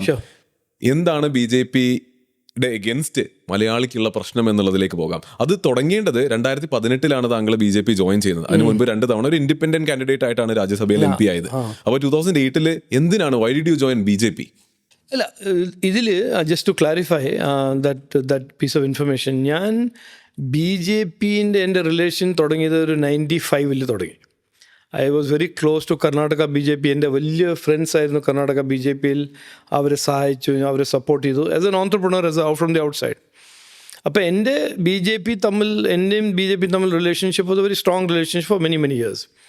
പിന്നെ അടൽ ബിഹാരി വാജ്പേയി പ്രൈം മിനിസ്റ്റർ ആകുമ്പോൾ അദ്ദേഹത്തിൻ്റെ chamber council of trade and industry ഒരു കൗൺസിൽ ഉണ്ട്, അഡ്വൈസേഴ്സ്. അതിൽ ഏറ്റവും യങ്ങസ്റ്റ് മെമ്പർ ഞാനായിരുന്നു. ഇത് ഏതാണ് ഇയർ? 1999 to 2004. ഓക്കെ. സോ അങ്ങനെ ഒരു ലോങ് ഡീപ്പ് കണക്ഷൻ ഉണ്ട്. ഞാൻ MP ആയപ്പോൾ BJPൻ്റെ സപ്പോർട്ട് കൊണ്ട് ഇൻഡിപെൻഡൻറ്റ് MP ആയി. രണ്ടാമത്തെ ടേമും അപ്പോൾ ഞാൻ ഒപ്പോസിഷനിലായിരുന്നു. I was an independent MP but in NDA. Second term also independent MP but in NDA. So I was not with the Congress. മൂന്നാമത്തെ ടേം കിട്ടിയപ്പോൾ BJP said why don't you become a BJP MP. അങ്ങനെയാണ് BJPയിൽ ഫോർമലായിട്ട് വരുന്നത്. പക്ഷേ informally I was always with the BJP and NDA. അപ്പോൾ അങ്ങനെ 2018 to 2024 I was a BJP MP. Got it. അപ്പോൾ അങ്ങനെയാണെങ്കിൽ നമ്മുടെ മെയിൻ ചോദ്യത്തിലേക്ക് വരാം. താങ്കൾക്ക് എന്ത് തോന്നുന്നു, എന്താണ് മലയാളിക്ക് BJPക്ക് എഗെയിൻസ്റ്റ് ഉള്ള ഒരു ദേഷ്യം? അല്ല, ഒന്ന് മലയാളീസ് ആർ എഗെയിൻസ്റ്റ് എന്ന് പറയാൻ പറ്റില്ല. കാരണം 20% of Malayalis voted for BJP in the last Lok Sabha election. അങ്ങനെ പറയാൻ പറ്റില്ല. അപ്പോൾ മെജോറിറ്റി മലയാളികൾക്ക് അപ്പോൾ അങ്ങനെ മെജോറിറ്റി നോക്കുകയാണെങ്കിൽ ആർക്കും മെജോറിറ്റി മലയാളി ഇഷ്ടപ്പെടുന്ന ഒരു പാർട്ടി ഇല്ലല്ലോ. എല്ലാവർക്കും 30% വോട്ട്, 38% പെർസെൻ്റ് അല്ലേ. മെജോറിറ്റി ആർക്കും കിട്ടില്ല. അത് ഇന്ത്യയിലും കിട്ടുന്നില്ല. BJPക്കും ഇന്ത്യയിൽ ഒരു 40% വോട്ടല്ലേ കിട്ടും. മെജോറിറ്റി അല്ല, ഈ നമ്മുടെ ഡെമോക്രസിയിൽ ഫസ്റ്റ് പാർട്ട് ദ പോസ്റ്റ് സിസ്റ്റമാണ്. അപ്പോൾ 35% കിട്ടിയാലും നിങ്ങൾ ഗവർണിംഗ് പാർട്ടിയാവും. അല്ല, ഇതിൽ പക്ഷേ അതൊരു ഒരു ഒരു ഒരു ഡിഫറെൻ്റ് ആൻസർ. പക്ഷേ അതിൻ്റെ പിന്നിൽ ഒരു general perception of the BJP ഇവിടെ അത് മാനുഫാക്ചേർഡ് പാർട്ടിയാണ്. പാർട്ട്ലി അതിനെ കൗണ്ടർ ചെയ്യാത്ത കാരണമാണ് BJPൻ്റെ ഒരു നറേറ്റീവ് എന്ന് പറഞ്ഞാൽ BJP ഒരു വർഗീയവാദി പാർട്ടിയാണ്, കമ്മ്യൂണൽ പാർട്ടിയാണ്, കമ്മ്യൂണൽ പോളിറ്റിക്സ് ചെയ്യാൻ ആഗ്രഹിക്കുന്ന ഒരു പാർട്ടിയാണെന്നാണ് ജനങ്ങളുടെ ജനറൽ അഭിപ്രായം. അത് എങ്ങനെ വന്നു എന്ന് ചോദിച്ചാൽ ഒരു ഉദാഹരണം തന്നെയാണ്. ഞാൻ ലോക്സഭയിൽ ഇവിടെ മത്സരിക്കാൻ വന്നപ്പോൾ എന്നോട് ആദ്യത്തെ ഒരു ഫസ്റ്റ് വീക്കിൽ പറഞ്ഞു, ഇവിടെ വോട്ട് കിട്ടാൻ സാധ്യതയുണ്ട്, ഇവിടെ വോട്ട് കിട്ടാൻ സാധ്യതയുണ്ട്, പക്ഷേ ഈ കോസ്റ്റൽ ഏരിയയിൽ വോട്ട് കിട്ടില്ല എന്ന് എന്നോട് ആരോ പറഞ്ഞു. അത് ഏറ്റവും വലിയ മിസ്റ്റേക്ക് എന്നോട് പറഞ്ഞത് അങ്ങനെയാണ്. നിങ്ങൾക്ക് കിട്ടില്ല, നിങ്ങൾ ചെയ്യാൻ പറ്റില്ല എന്ന് പറഞ്ഞാൽ അത് എനിക്കൊരു വാശിയായിട്ട് അത് I have to prove it wrong. അപ്പോൾ ഞാൻ പെട്ടെന്നാണ് പൊഴിയൂർ പോയി. എന്തുകൊണ്ട് എനിക്ക് വോട്ട് ഇവിടുന്ന് തരില്ല എന്ന് പറഞ്ഞിട്ട് 2 ദിവസം അവിടെ പ്രവർത്തിച്ചു. എല്ലാവരും പോയി കണ്ടു. ഭയങ്കര സങ്കടമായിരുന്നു അവിടുത്തെ എന്താ സ്ഥിതിയെല്ലാം കണ്ട്, അവരുടെ ഡെസ്റ്റിറ്റ്യൂഷനും അവരുടെ ലാക്ക് ഓഫ് എനി ഡെവലപ്മെൻറ്റ് കണ്ടിട്ട് ഞാൻ പറഞ്ഞു എനിക്കൊരു അവസരം തന്നാൽ ഇതെല്ലാം ഞാൻ ചെയ്യുമെന്ന്. 2-ാം ദിവസം നടന്നു. നല്ലൊരു ട്രസ്റ്റും റാപ്പോ ബിൽഡ് ചെയ്തിട്ട് അന്ന് വൈകുന്നേരം ഞാൻ എൻ്റെ പ്രോഗ്രാം വൈൻഡ് ചെയ്തിട്ട് വണ്ടി പോകുന്ന സമയത്ത് ഒരു വയസ്സായ ഒരു അമ്മ വീട്ടിൽ നിന്ന് പുറത്തിറങ്ങിയിട്ട് എന്നെ നിർത്തി പറഞ്ഞു, മോനെ ഒന്ന് വീട്ടിൽ വരുമോ? I went. ഒരു പൊളിഞ്ഞു കിടക്കുന്ന വീട്, എല്ലാം ഫ്ലൈസ്, കുടിവെള്ളമില്ല. പക്ഷേ she gave me with great affection ഒരു ഹോട്ട് ഗ്ലാസ് ഓഫ് ഹോർലിക്സ്. എന്നിട്ട് പറയും, മോനെ ഞാൻ 2 ദിവസമായിട്ട് കേൾക്കുന്നു മോനെ പറയുന്നത്, ഞാൻ വോട്ട് തരാൻ തയ്യാറാണ്, ഞാൻ എല്ലാവരും പറയുന്നുണ്ട് വോട്ട് തരണം, പക്ഷെ ഞങ്ങൾ പള്ളി വന്ന് കത്തിക്കരുത്, നിങ്ങൾ ആൾക്കാരോട് പറയണം പള്ളി വന്ന് കത്തിക്കരുത്. ഞാൻ പറഞ്ഞു, അമ്മ ആരാ നിങ്ങളോട് പറഞ്ഞു ഞങ്ങൾ പള്ളി കത്തിക്കുന്നത്? അപ്പോൾ അല്ല, അതൊരു I am give you an example. ഇത് ഒരു ഫോഴ്സ് ഫെഡ് പോയ്സൺ ആണ് ഇൻ മെനി കേസസ്. ഒരു perception about BJP which is farthest from the truth. BJP ഒരു വർഗീയവാദി പാർട്ടിയാണ്. ഞാൻ BJP നന്നായി അറിയുന്ന പാർട്ടിയാണ്. അത് അവിടെ BJPയിലും BJPൻ്റെ അറൗണ്ട് ചില കട്ടർ ഹിന്ദു വിശ്വാസികളുണ്ട്, അത് ഓക്കെ. പക്ഷേ at the core of BJP അതല്ല ഞങ്ങളുടെ പ്രയോറിറ്റി. നരേന്ദ്രമോദി പറഞ്ഞ പോലെ സബ്കാ സാത്ത് സബ്കാ വികാസ്, ഇന്ത്യനെ നന്നാക്കണം, ഇന്ത്യൻസിനെ നന്നാക്കണം, നാട്ടുകാർക്ക് നല്ല അവസരങ്ങളും കൊടുക്കണം, ഇതാണ് ട്രൂത്ത്. പക്ഷേ if you don't clarify the falsehood, the falsehood sticks. ഈ ഗോബൽസ് പറഞ്ഞ പോലെ if you say a lie often enough, the lie becomes the truth. അപ്പോൾ എൻ്റെ അഭിപ്രായം എന്നോട് ചോദിച്ചാൽ ഈ ഒരു feeling about BJP is largely because the opposition has manufactured narrative ആണ്.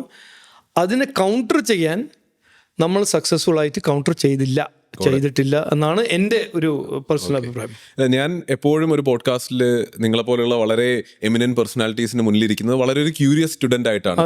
അപ്പോൾ ഞാൻ വായിച്ചതിൽ നിന്നും ഞാൻ കേട്ടതിൽ നിന്നും അറിവ്, പിന്നെ ജനങ്ങളുമായിട്ട് ഞാനും സംസാരിക്കുമ്പോൾ അവരെങ്ങനെയാണ് ചിന്തിക്കുന്നതെന്ന് ഞാനും ചിന്തിക്കലുണ്ട്. അപ്പോൾ ആ ഒരു ക്യൂരിയോസിറ്റിയുടെ പുറത്തു നിന്ന് ഞാൻ ചോദിക്കാനാണെങ്കിൽ എന്തുകൊണ്ടാണ് മലയാളികൾ ഇത് ചിന്തിക്കുന്നത് എന്നുള്ള എൻ്റെ ഒരു അണ്ടർസ്റ്റാൻഡിങ്ങിൽ നാട്ടിലുള്ളൊരു അണ്ടർസ്റ്റാൻഡിങ് ഉണ്ട്. അപ്പോൾ ഞാനതൊന്ന് മുന്നിലേക്ക് വെക്കാം. അപ്പോൾ എന്താണ് അതിൻ്റെ റിയാലിറ്റി നമുക്ക് മനസ്സിലാക്കാമല്ലോ. അപ്പോൾ BJP ഒരു പൊളിറ്റിക്കൽ ഓർഗനൈസേഷനാണ്. Very fine and nice. BJPയുടെ ഒബ്ജക്റ്റീവ്, BJPയുടെ വെബ്സൈറ്റിൽ പോയാൽ BJPയുടെ ഒബ്ജക്റ്റീവും BJPയുടെ പാർട്ടി ഫിലോസഫിയും ഒക്കെ ഉണ്ട്. അവിടെ എല്ലാം പറയുന്നത് സെക്യുലർ സ്റ്റേറ്റ് ആയിരിക്കണം, എല്ലാവരുടെയും എല്ലാ റിലീജിയനും ജെൻഡറും കാസ്റ്റും എല്ലാം നോക്കിയിട്ട് എല്ലാവർക്കും ഈക്വൽ ഓപ്പർച്യൂണിറ്റി കൊടുക്കണം എന്നാണ് BJP പറയുന്നത്. പക്ഷെ എനിക്ക് തോന്നുന്നത് ആൾക്കാർ പ്രശ്നങ്ങൾ കാണുന്നത് RSS എന്നുള്ള പാരന്റ് ഓർഗനൈസേഷനിലേക്ക് നോക്കുമ്പോഴാണ്. അപ്പോൾ ഒരു സ്റ്റെപ്പ് മുകളിലേക്ക് പോകാനാണെങ്കിൽ RSS ഒരു കൾച്ചറൽ ഓർഗനൈസേഷനാണ്. ഈ കൾച്ചറൽ ഓർഗനൈസേഷൻ്റെ ലക്ഷ്യം, അവരുടെ പേപ്പേഴ്സിലേക്കും ഒബ്ജക്റ്റീവിലേക്കും നോക്കിയാൽ അവർ ക്ലിയർലി എഴുതിയിട്ടുണ്ട് ഇന്ത്യനെ ഒരു ഹിന്ദുത്വ രാഷ്ട്രമാക്കണമെന്നും അതിലൂടെ ഇന്ത്യയെ ഒന്നുകൂടി ഗ്ലോറിയിലേക്ക് കൊണ്ടുപോകണം എന്നാണ് എഴുതിയിരിക്കുന്നത്. 1925 തുടങ്ങിയ ഒരു കൾച്ചറൽ ഓർഗനൈസേഷനാണ്. അങ്ങനെ 1950 കഴിഞ്ഞ 1975 ഒക്കെ ആയപ്പോൾ അതിൻ്റെ കീഴിൽ വന്നൊരു പൊളിറ്റിക്കൽ ഓർഗനൈസേഷനാണ് BJP. അതുപോലെ തന്നെ അപ്പോൾ അവരുടെ അജണ്ട ഹിന്ദുത്വ രാഷ്ട്രമാണെന്നിരിക്കെ അതിൻ്റെ പൊളിറ്റിക്കൽ ഓർഗനൈസേഷൻ അല്ലേ BJP എന്നുള്ള ചോദ്യത്തിൽ നിന്നാണ് ആ ഒരു കണക്ഷനാണ് ഡിറൈവ് ആകുന്നത്. അവിടെ ഒരു കാര്യം കൂടി ആഡ് ചെയ്യാനുള്ളത് കുറച്ച് നമ്പേഴ്സാണ്. ഇപ്പോൾ BJP തുടങ്ങിയിട്ട് ഇതുവരെ ഉണ്ടായിട്ടുള്ള എല്ലാ BJP പാർട്ടി പ്രസിഡന്റുമാരും RSSO അല്ലെങ്കിൽ സംഘ് പരിവാർ മെമ്പേഴ്സോ ആയിരുന്നു. ഇന്നത്തെ ക്യാബിനറ്റ് മിനിസ്ട്രി നോക്കുകയാണെങ്കിൽ 53 മിനിസ്റ്റേഴ്സിലെ 38 പേരും, അതായത് 71% ആൾക്കാരും സംഘ് പരിവാർ അല്ലെങ്കിൽ ഒരു RSS ബാക്ക്ഗ്രൗണ്ട് ഉള്ളവരാണ്. നമ്മുടെ പ്രധാനമന്ത്രി പോലും ഒരു വളരെ ഫേമസ് RSS പ്രവർത്തകനായിരുന്നു. അപ്പോൾ ഇതെല്ലാം കൊണ്ട് എങ്ങനെയാണ് പറയാൻ പറ്റുക ഇതെല്ലാം സത്യമായിരിക്കെ BJPക്ക് RSSുമായിട്ട് അഫിലിയേഷൻ ഇല്ല എന്നോ അല്ലെങ്കിൽ സെയിം ഐഡിയോളജി അല്ല എന്ന് പറയാൻ പറ്റില്ലല്ലോ. അഫിലിയേഷൻ ഇല്ല എന്ന് ആരും പറഞ്ഞല്ലോ. പക്ഷെ ഐഡിയോളജിക്കൽ ഒരു ഒരുമിച്ച് സെയിം ഐഡിയോളജിനെ എടുത്ത് വർക്ക് ചെയ്യില്ലേ? അല്ല, ഞാൻ അങ്ങനെ വലിയൊരു വിദ്വാനൊന്നുമല്ല. പക്ഷേ RSSന്റെ കാഴ്ചപ്പാടും RSSന്റെ view point has born many years ago in a certain context. അപ്പോൾ അന്നത്തെ കോണ്ടെക്സ്റ്റിൽ എന്താണ് ഖിലാഫത്ത്, lot of things were going on in this country that were very clearly very disturbing. ആ കോണ്ടെക്സ്റ്റിൽ ഒരു മൂവ്മെൻറ്റ് വന്നത് ഹിന്ദുസിനെ പ്രൊട്ടക്റ്റ് ചെയ്യാൻ. നമ്മൾ പാർട്ടീഷൻ്റെ സമയത്ത് നടന്ന അതെല്ലാം നമുക്കറിയാം. അപ്പോൾ എനിക്കറിയാലോ RSSൽ എത്രയോ എൻ്റെ സുഹൃത്തുണ്ട്, ഫ്രണ്ട്സ് ഉണ്ട്, കോളീഗ്സ് ഉണ്ട്. അവരെല്ലാം if you go back and understand where they come from, where their thinking comes from, a lot of this is rooted not in today, not in yesterday, but in lot of what happened in India to Hindus many years ago, especially during the 47 independence period, pre-independence and post that. അതൊന്ന്. രണ്ടാമത്തത്, അപ്പോൾ അത് അവരുടെ കാഴ്ചപ്പാട്. രണ്ടാമത്തത് ഇന്നത്തെ കോണ്ടെക്സ്റ്റിൽ നോക്കിയാൽ RSSൻ്റെ view point ആരോടും ചോദിച്ചാലും, ഞാനിപ്പോൾ RSSൻ്റെ സ്പോക്സ്പേഴ്സൺ അല്ല, I don't want to pretend also to be that. They are very clear that when we talk about Hindu and Hindutva, it is about culture, tradition, heritage. Correct. They have അവരുടെ ഒരു എന്താ ഭരണഘടനയുടെ എതിരെയോ സെക്യുലറിസമിൻ്റെ എതിരെയോ ഡെമോക്രസിൻ്റെ എതിരെയോ അതിൻ്റെ എതിരെ ഒന്നും അവർ ഒന്നും പറയുന്നുമില്ല, അതിന് ഒരു അഭിപ്രായവും ഇല്ല. They are completely consistent with that. അതൊരു വളരെ നല്ല ആൻസർ ആണ്. VD സവർക്കർ ഹിന്ദു എന്ന ടേമിനെ ഡിഫൈൻ ചെയ്തത്. അത് പറഞ്ഞത് anyone with shared ancestry and civilisational ties to the Indian subcontinent എന്ന് പറഞ്ഞിട്ടുള്ളൂ, വിച്ച് ഇസ് വെരി ഇൻട്രസ്റ്റിംഗ്. പക്ഷേ സെക്കൻഡ് RSS ചീഫായ ഗോൾവാൾക്കർ പറഞ്ഞു മുസ്ലിംസ് ആണ് നമ്പർ 1 നാഷണൽ ത്രെറ്റ് എന്നും ക്രിസ്ത്യൻസ് ആണ് നമ്പർ 2 നാഷണൽ ത്രെറ്റ് എന്നും പറഞ്ഞപ്പോഴാണ് കുറച്ച് പ്ലോട്ട് ലൂസായി പോയത്. അതെ, ആയിരിക്കും. അതുപോലെ എനിക്ക് അങ്ങനെ വലിയൊരു പൊളിറ്റിക്കൽ ഹിസ്റ്ററി സ്റ്റുഡൻ്റ് ഒന്നും അല്ല ഞാൻ. കോണ്ടെക്സ്റ്റ് മാറി എന്നുള്ളതിനോട് മാറിയിട്ടുണ്ട്. അത് ഇന്നത്തെ നമ്മളിപ്പോൾ ജീവിക്കുന്നത് 2025 2026ലാണ്. ഇത് സോഷ്യൽ മീഡിയ ഉണ്ട്, അവയർനെസ് ഉണ്ട്, കമ്മ്യൂണിക്കേഷൻ്റെ ഒരു എന്താ അതിൻ്റെ ഒരു ഡെഫിസിറ്റ് എവിടെയും ഇല്ല. എല്ലാവർക്കും അഭിപ്രായമുണ്ട്, കോൺസ്റ്റിറ്റ്യൂഷൻ ഉണ്ട്, ലോ ഉണ്ട്, കോർട്സ് ഉണ്ട്. അപ്പോൾ നമ്മൾ നോക്കേണ്ടത് ഒരു ഹിസ്റ്റോറിക് അങ്ങനെ നോക്കിയാണ്ടല്ലോ നമ്മൾ ഫോൾട്ട് ലൈൻസ് മാത്രമേ അനലൈസ് ചെയ്യുള്ളൂ. ഫോൾട്ട് ലൈൻസിനെ കുറിച്ച് ചർച്ച ചെയ്യാൻ ഇവിടെ 10,000 ആൾക്കാരുണ്ട്. ആ ഫോൾട്ട് ലൈൻസിനെ കുറിച്ച് ചർച്ച ചെയ്താൽ നമ്മൾ മുമ്പോട്ട് പോവില്ല. അപ്പോൾ എല്ലായിടത്തും ഉണ്ട് ഫോൾട്ട് ലൈൻസ്. അത് ഇവിടെ മാത്രമല്ല, എല്ലാ കൺട്രീസിലുണ്ട് ഫോൾട്ട് ലൈൻസ്. അപ്പോൾ US-ലില്ലേ അത് native Indians versus white colonialist, അതിനെക്കുറിച്ച് ചർച്ച ചെയ്ത് അതിനെ പൊക്കി ഉയർത്തി നടന്നാൽ പിന്നെ ഒന്നും നടക്കില്ലല്ലോ. സോ ഒരു ഹിസ്റ്റോറിക്കൽ കോണ്ടെക്സ്റ്റിൽ കാര്യങ്ങൾ ഇവിടെ നടന്നു. ഞാനിപ്പോൾ പറയുന്നത് BJP ഒരു മോഡേൺ പാർട്ടിയാണ്, ഫോർവേഡ് ലുക്കിംഗ് പാർട്ടിയാണ്. Historical context is relevant in terms of tradition, history. പക്ഷെ നമ്മൾ മുമ്പോട്ട് വയ്ക്കുന്നത് എന്താണ്? അതിനെക്കുറിച്ചല്ല. ഞങ്ങൾ മുമ്പോട്ട് വയ്ക്കുന്നത് വികസനം, പ്രോസ്പെരിറ്റി ഫോർ ഓൾ. അതിൽ ഒരു എക്സ്ക്ലൂഷനും ഇല്ല, ഒരു ലാക്ക് ഓഫ് ഇൻക്ലൂഷനും ഇല്ല. എല്ലാവർക്കും ഓപ്പർച്യൂണിറ്റി വേണം, എല്ലാവർക്കും വിദ്യാഭ്യാസം വേണം. സോ ഇത് ചിലവരിത് ഡിഫെൻസീവ് ആക്കാൻ ഇത് പറയും എന്നോട്. ബട്ട് ഞാനൊരു ഇതിൽ ഒരു മൈക്രോ ഇഞ്ചിൽ ഡിഫെൻസ് ആവാൻ ആവശ്യമില്ല. We are very clear, we are building something that we want to be proud of. മനസ്സിലല്ലേ? BJPയിൽ ഇപ്പോൾ ആരാണെങ്കിൽ നരേന്ദ്രമോദിജിയോടൊപ്പം 2 minute if you sit with him, he will tell you about his vision for the country in 2047. ആ 2047 നരേന്ദ്രമോദി ഉണ്ടാവില്ലല്ലോ, ഞാനും most likely ഉണ്ടാവില്ല. പക്ഷേ ആ ഒരു വിഷൻ നമ്മൾ എക്സൈറ്റ് ചെയ്യുന്നു. അതല്ല ഇന്ന് വേണ്ടത്. ഇന്നത്തെ ഒരു 5 വയസ്സിൻ്റെ കുട്ടിക്ക് അതിനെക്കുറിച്ച് ചിന്തിക്കാൻ അറിയില്ല, കഴിയില്ല. പക്ഷേ നമ്മളല്ലേ എക്സൈറ്റഡ് ആവേണ്ടത്. ആ കുട്ടിക്ക് വേണ്ടി ഒരു നല്ല ഡെവലപ്ഡ് കൺട്രി ഞങ്ങൾ സൃഷ്ടിക്കുന്നു എന്ന് പറഞ്ഞാൽ അതിനുവേണ്ടി നമ്മൾ ഒരു മാസ് മൂവ്മെൻറ്റ്, ഒരു പൊളിറ്റിക്കൽ സോഷ്യോ എക്കണോമിക് മൂവ്മെൻറ്റ് സൃഷ്ടിക്കാൻ നമ്മൾ നോക്കിയാൽ അത് നല്ലതല്ലേ? അതിനെ തടയാനും അതിനെ ബ്രേക്ക് ഇടാനും ഒരു ഹിസ്റ്റോറിക്കൽ കോണ്ടെക്സ്റ്റിൽ ആരെങ്കിലും എന്നും പറഞ്ഞിട്ടുണ്ടാകും. It may be relevant in that time, it has no meaning today. അതൊന്ന്. പിന്നെ BJP RSSൻ്റെ ഈ പേരൻറ്റ് ചൈൽഡ് റിലേഷൻഷിപ്പ്, ഞാൻ BJPൻ്റെ ഒപ്പം എത്ര കൊല്ലമായിട്ട് വർക്ക് ചെയ്തതാണ്. എന്നോട് ഇതുവരെ ആരും RSSന്നോ എവിടുന്നോ വിളിച്ച് പറഞ്ഞിട്ടില്ലല്ലോ ഇത് ചെയ്യാൻ പാടില്ല എന്ന്, ഇത് ചെയ്യാൻ പാടില്ല, അങ്ങനെയൊന്നുമില്ല. ഡിഫറെൻറ്റ് പീപ്പിൾ, ഞാൻ പറഞ്ഞു, ഇന്ത്യയിൽ നമ്മൾക്ക് ഒന്ന് റെസ്പെക്റ്റ് ചെയ്യാൻ തുടങ്ങണം. എല്ലാവർക്കും ഒരു അഭിപ്രായം ഉണ്ടാവാനൊരു അവകാശമുണ്ട്. അത് എൻ്റെ ഒപ്പീനിയൻ റൈറ്റ് ആണോ റോങ് ആണെങ്കിൽ എനിക്കത് അവകാശമുണ്ട്. You don't have to agree with me, but you should defend the right of mine to have an opinion. Correct. And as long as ഞാൻ അത് ഇമ്പോസ് ചെയ്യുന്നില്ല, ഫിസിക്കലി നിങ്ങളുടെ തലയിലിടുന്നില്ല, എൻ്റെ ഒപ്പീനിയൻ അല്ലേ. അതുകൊണ്ടാണ് ഈ മൂവീൻ്റെ കോൺട്രവേഴ്സി എല്ലാം വരുമ്പോൾ ഞാൻ എല്ലാവരോടും പറഞ്ഞു, നിങ്ങൾ എന്തിനാണ് വെറുതെ ഇങ്ങനെ ചൂടാവുന്നത്? ആരോ മൂവി ഉണ്ടാക്കുന്നു, ആരോ എന്തോ പറയുന്നു, കാണണമെങ്കിൽ കാണുക, കാണണ്ടെങ്കിൽ കാണണ്ട. അപ്പോൾ ഇതാണ് real issue. We should not get bent out of shape on issues that are not really primary to our today and tomorrow. ഞാൻ എന്റെ ഭാഗം ഒന്നുകൂടി ക്ലിയർ ആക്കിയിട്ട് ഒരു ചോദ്യം കൂടി ലാസ്റ്റ് ഈ ഒരു വിഷയത്തിൽ ചോദിക്കാം. അപ്പോൾ ഞാൻ ക്ലിയർ ആക്കുന്നത് എന്താന്ന് വെച്ചാൽ, എനിക്ക് തോന്നുന്നത് ഈ ഒരു പൊളിറ്റിക്കൽ ഐഡിയോളജിക്ക് മാത്രമാണ് ബി ജെ പിക്ക് അഗേൻസ്റ്റ് ആൾക്കാർക്ക് ചോദ്യങ്ങളുള്ളൂ. എക്കണോമിക് ഡെവലപ്മെന്റിന് അറൗണ്ടോ സോഷ്യൽ ഡെവലപ്മെന്റിന് അറൗണ്ടോ ബി ജെ പി എന്ത് ചെയ്യുന്നു എന്നുള്ള ചർച്ചയിലേക്ക് പോലും പലരും പോകാതെ പോകുന്നത് ഈ ആദ്യമേ ഇങ്ങനെ പ്രശ്നങ്ങൾ നിലനിൽക്കുന്നു എന്നുള്ള ചിന്തകൾ കാരണമാണ്. അപ്പോൾ അഗൈൻ എന്റെ discussion is only around that political ideology and അവിടെ കൾച്ചറിനെയും മതത്തെയും എങ്ങനെ ഉപയോഗിക്കുന്നു എന്നുള്ളതാണ്. അപ്പോൾ ഒരൊറ്റ ചോദ്യം ലാസ്റ്റ് ഇവിടെ ചോദിക്കാനുള്ളത്, ഇപ്പോൾ ഹിസ്റ്റോറിക്കൽ കോണ്ടെക്സ്റ്റിലുള്ള സംഭവമാണ് നമ്മൾ അതിവിടെ ഉപയോഗിക്കേണ്ട എന്ന് പറയുമ്പോൾ രണ്ട് കാര്യങ്ങൾ ചോദിക്കാനുള്ളത്. ഒന്ന്, RSSന്റെ 100th സെലിബ്രേഷൻ 2025 ഗുവാഹട്ടിയിൽ നടന്നു. അപ്പോൾ ഇന്നത്തെ ചീഫായിട്ടുള്ള ഇന്നത്തെ RSSന്റെ ചീഫും സിമിലർ ലൈൻസിലാണ് ഇപ്പോഴും പ്രസംഗങ്ങൾ നടത്തുന്നത്. ഹിന്ദു രാഷ്ട്രമാകണം, ഹിന്ദുവും ഭാരതവും അല്ലെങ്കിൽ ഭാരതീയനും എന്ന് പറയുന്നത് വളരെ സിനോണിമസ് ആണ് എന്നുള്ള പ്രസംഗം ഇപ്പോഴും നടക്കുന്നുണ്ട്.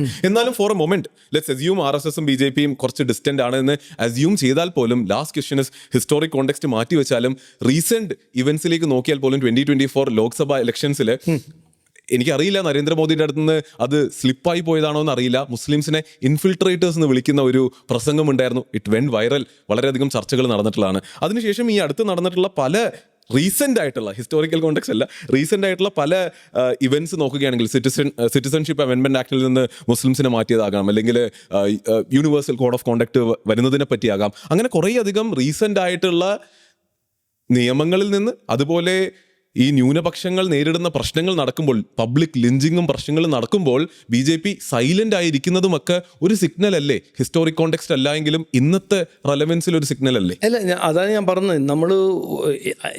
എനിക്കിപ്പോൾ ഒരു നെറേറ്റീവ് സൃഷ്ടിക്കണമെങ്കിൽ ഒരു ഇൻസിഡൻറ്റ് എടുത്തിട്ട് I can make A narrative. പക്ഷേ നമ്മൾ ഹോളിസ്റ്റിക്കലി നോക്കുകയാണെങ്കിൽ, റീസെൻ്റ്ലി ഗ്രാൻഡ് മുഫ്തി PM പോയി കണ്ടല്ലോ. അദ്ദേഹം എന്താ പറഞ്ഞ്, മുസ്ലിംസിന് ഏറ്റവും വലിയ സേഫ് രാജ്യം ലോകത്തിൽ ഇന്ത്യയാണെന്ന്. അത് ഞങ്ങൾ പറയിപ്പിച്ചാണോ? അല്ലല്ലോ, അത് ഫാക്റ്റാണ്. By and large compared to what is happening around the world, this is the safest country for minorities. അത് is undeniable fact. Is everything okay in India? എല്ലാം ശരിയായിട്ട് പോകുന്നുണ്ടോ? അത് ഏത് നാട്ടിൽ അങ്ങനെ നടക്കുന്നത്? അമേരിക്കയിലുമില്ലേ ക്രൈംസ് അഗേൻസ്റ്റ്?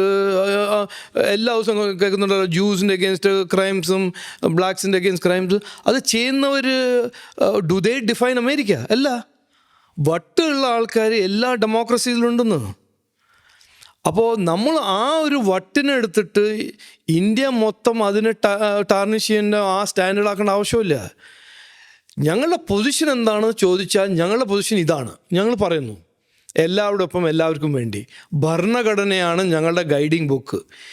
ഇത് നരേന്ദ്രമോദിജി പറയുമ്പോൾ അതിൻ്റെ അപ്പുറം ഇത് നടന്നു ഈ ഒരു ലിറ്റ്മസ് ടെസ്റ്റ് കൊണ്ട് നിങ്ങളെ ടെസ്റ്റ് ചെയ്യാൻ പോകുന്നു എന്ന് പറഞ്ഞ് നടക്കുമ്പോൾ ഞാൻ നോക്കൂ, 1.4 ബില്യൺ ഇന്ത്യൻസാണ്, മനസ്സിലല്ലേ? ഇതിൽ ഇൻഫിൽട്രേറ്റേഴ്സ് ബംഗ്ലാദേശിൽ നിന്ന് വരുന്നുണ്ടെന്ന് ആർക്കും സംശയമുണ്ടോ? ഉണ്ട്. അവരെക്കുറിച്ച് നമ്മൾ എന്തെങ്കിലും ചെയ്യണം. പക്ഷെ അത് ചെയ്യുമ്പോൾ is it against Muslims or is it against infiltrators from Bangladesh? അതിനെന്തിനാണ് കോൺഫ്ലിക്റ്റ് ചെയ്യേണ്ടത്? എന്തുകൊണ്ട്? അപ്പോൾ പഹൽഗാമിൽ ആരെങ്കിലും വന്ന് മതം ചോദിച്ചു കൊന്നു എന്ന് വിചാരിക്കുമോ? അതിനെക്കുറിച്ച് ഞാൻ പറയുമ്പോൾ how is it becoming anti Muslim? It is not anti Muslim, it against anti those mad men from Pakistan. Hamas ഇവിടെ വന്നു നമ്മളെ കുട്ടികൾ റാഡിക്കലൈസ് ചെയ്യാൻ കോഴിക്കോട്ടിൽ വന്നപ്പോൾ ഞാൻ അതിനെക്കുറിച്ച് പറയുമ്പോൾ ഞാൻ എങ്ങനെയാണ് വർഗീയവാദിയാവുന്നു? അത് സംസാരിക്കണം. നമുക്ക് ധൈര്യത്തോടെ ഓരോരോ ഇഷ്യൂവിനെ കൊണ്ട് സംസാരിക്കാൻ ധൈര്യം ഉണ്ടാവണം. ഞാൻ പറഞ്ഞാൽ എന്നെ വർഗീയവാദി വിളിക്കുമെന്ന് പേടിച്ചിട്ട് നമ്മൾ പറയാണ്ടിരിക്കുന്നത് നമ്മൾ നാടിന് ചെയ്യുന്നൊരു എന്താ പറയുക, അനീതിയാണ്. ഈ നാട്ടിൽ എല്ലാവരും സംസാരിച്ച് നമ്മൾ ഇതിനെല്ലാം പരിഹരിക്കണം. പക്ഷേ ഐ ഫീൽ, ഞാനിപ്പോൾ ഏറെ റെസ്പോൺസിബിൾ പറയാണ്, എല്ലാം ഇന്ത്യയിൽ 100% സെറ്റാണെന്ന് ആരും പറയുന്നില്ല. ലിഞ്ചിങ് നടക്കുന്നില്ല, ക്രൈംസ് നടക്കുന്നില്ല എന്ന് ആരും പറയുന്നില്ല. അത് ക്രിസ്ത്യൻസിൻ്റെ എതിരെ നടക്കുന്നുണ്ട്, ഹിന്ദുസിൻ്റെ എതിരെ നടക്കുന്നുണ്ട്, ഷെഡ്യൂൾ കാസ്റ്റിൻ്റെ എതിരെ നടക്കുന്നുണ്ട്. അത് നടത്തുന്ന ആൾക്കാർ ക്രിമിനൽസ് ആണെന്ന് എല്ലാവർക്കും അറിയാം. കേസസ് ഫയൽ ചെയ്യണം. പക്ഷെ അത് this is India. I mean we are where we are because 75 years ജുഡീഷ്യറിയിൽ ഒരു ക്രൈമിന് 10 കൊല്ലം എടുക്കും അഡ്ജുഡിക്കേഷന്. അതുകൊണ്ട് അത് അപ്പം there are many things wrong with our country, but don't forget there are many things right with our country. Correct. അതാണ് നമ്മൾ നോക്കേണ്ടത്. അപ്പോൾ ഞാൻ അങ്ങനെ ബിലീവ് ചെയ്യില്ല. ഞാൻ ഒരു പട്ടാളക്കാരൻ്റെ മകനാണ്, secular to the core. Those are my values 101%. ഞാൻ ഈ പാർട്ടിയിൽ ഇരിക്കുമ്പോൾ എനിക്ക് ഒരു ഡിസ്കംഫർട്ടും ഇല്ല, ഒരു 1% മൈക്രോ 1% അണീസും ഇല്ല. എനിക്ക് ഒരു പ്രോബ്ലം ഞാൻ കാണുന്നത്, ഇതിനെക്കുറിച്ച് ചർച്ച ചെയ്യാൻ ആരും തയ്യാറല്ല. അത് അക്കോർഡിംഗ് ടു മീ ചർച്ച ചെയ്യണം. ഇത് പേടിയില്ലാണ്ട് ധൈര്യത്തോടെ ചർച്ച ചെയ്യണം. ഒരു പൊളിറ്റിക്കൽ കറക്റ്റ്നെസ്സും പൊളിറ്റിക്കൽ എക്സ്പീരിയൻസിയും എപ്പീസ്മെൻറ്റിന് പേടിച്ച് നമ്മൾ ചർച്ച ചെയ്യേണ്ട. ഫോർ എക്സാമ്പിൾ ഞാൻ ഒരു കാര്യം പറട്ടെ. ഞാനിപ്പോൾ ജമാഅത്തെ ഇസ്ലാമിൻ്റെ അഗേൻസ്റ്റ് എന്തെങ്കിലും പറഞ്ഞാൽ am I ആൻറ്റി മുസ്ലിം? ഇല്ലല്ലോ.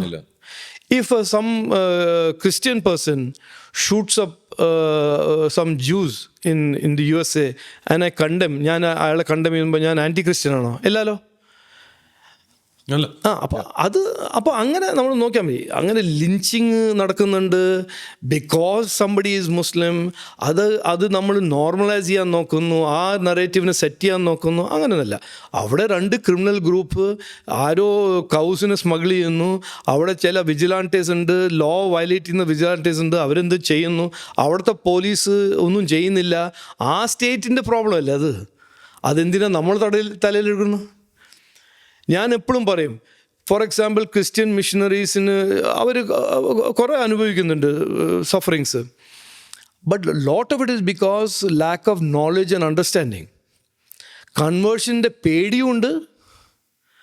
അതിൻ്റെ അപ്പുറം ഈ ചേർച്ചസും മറ്റ് എല്ലാ ചേർച്ചസിൻ്റെ ഡിനോമിനേഷനെ കുറിച്ച് ലാക്ക് ഓഫ് നോളജും ഉണ്ട്.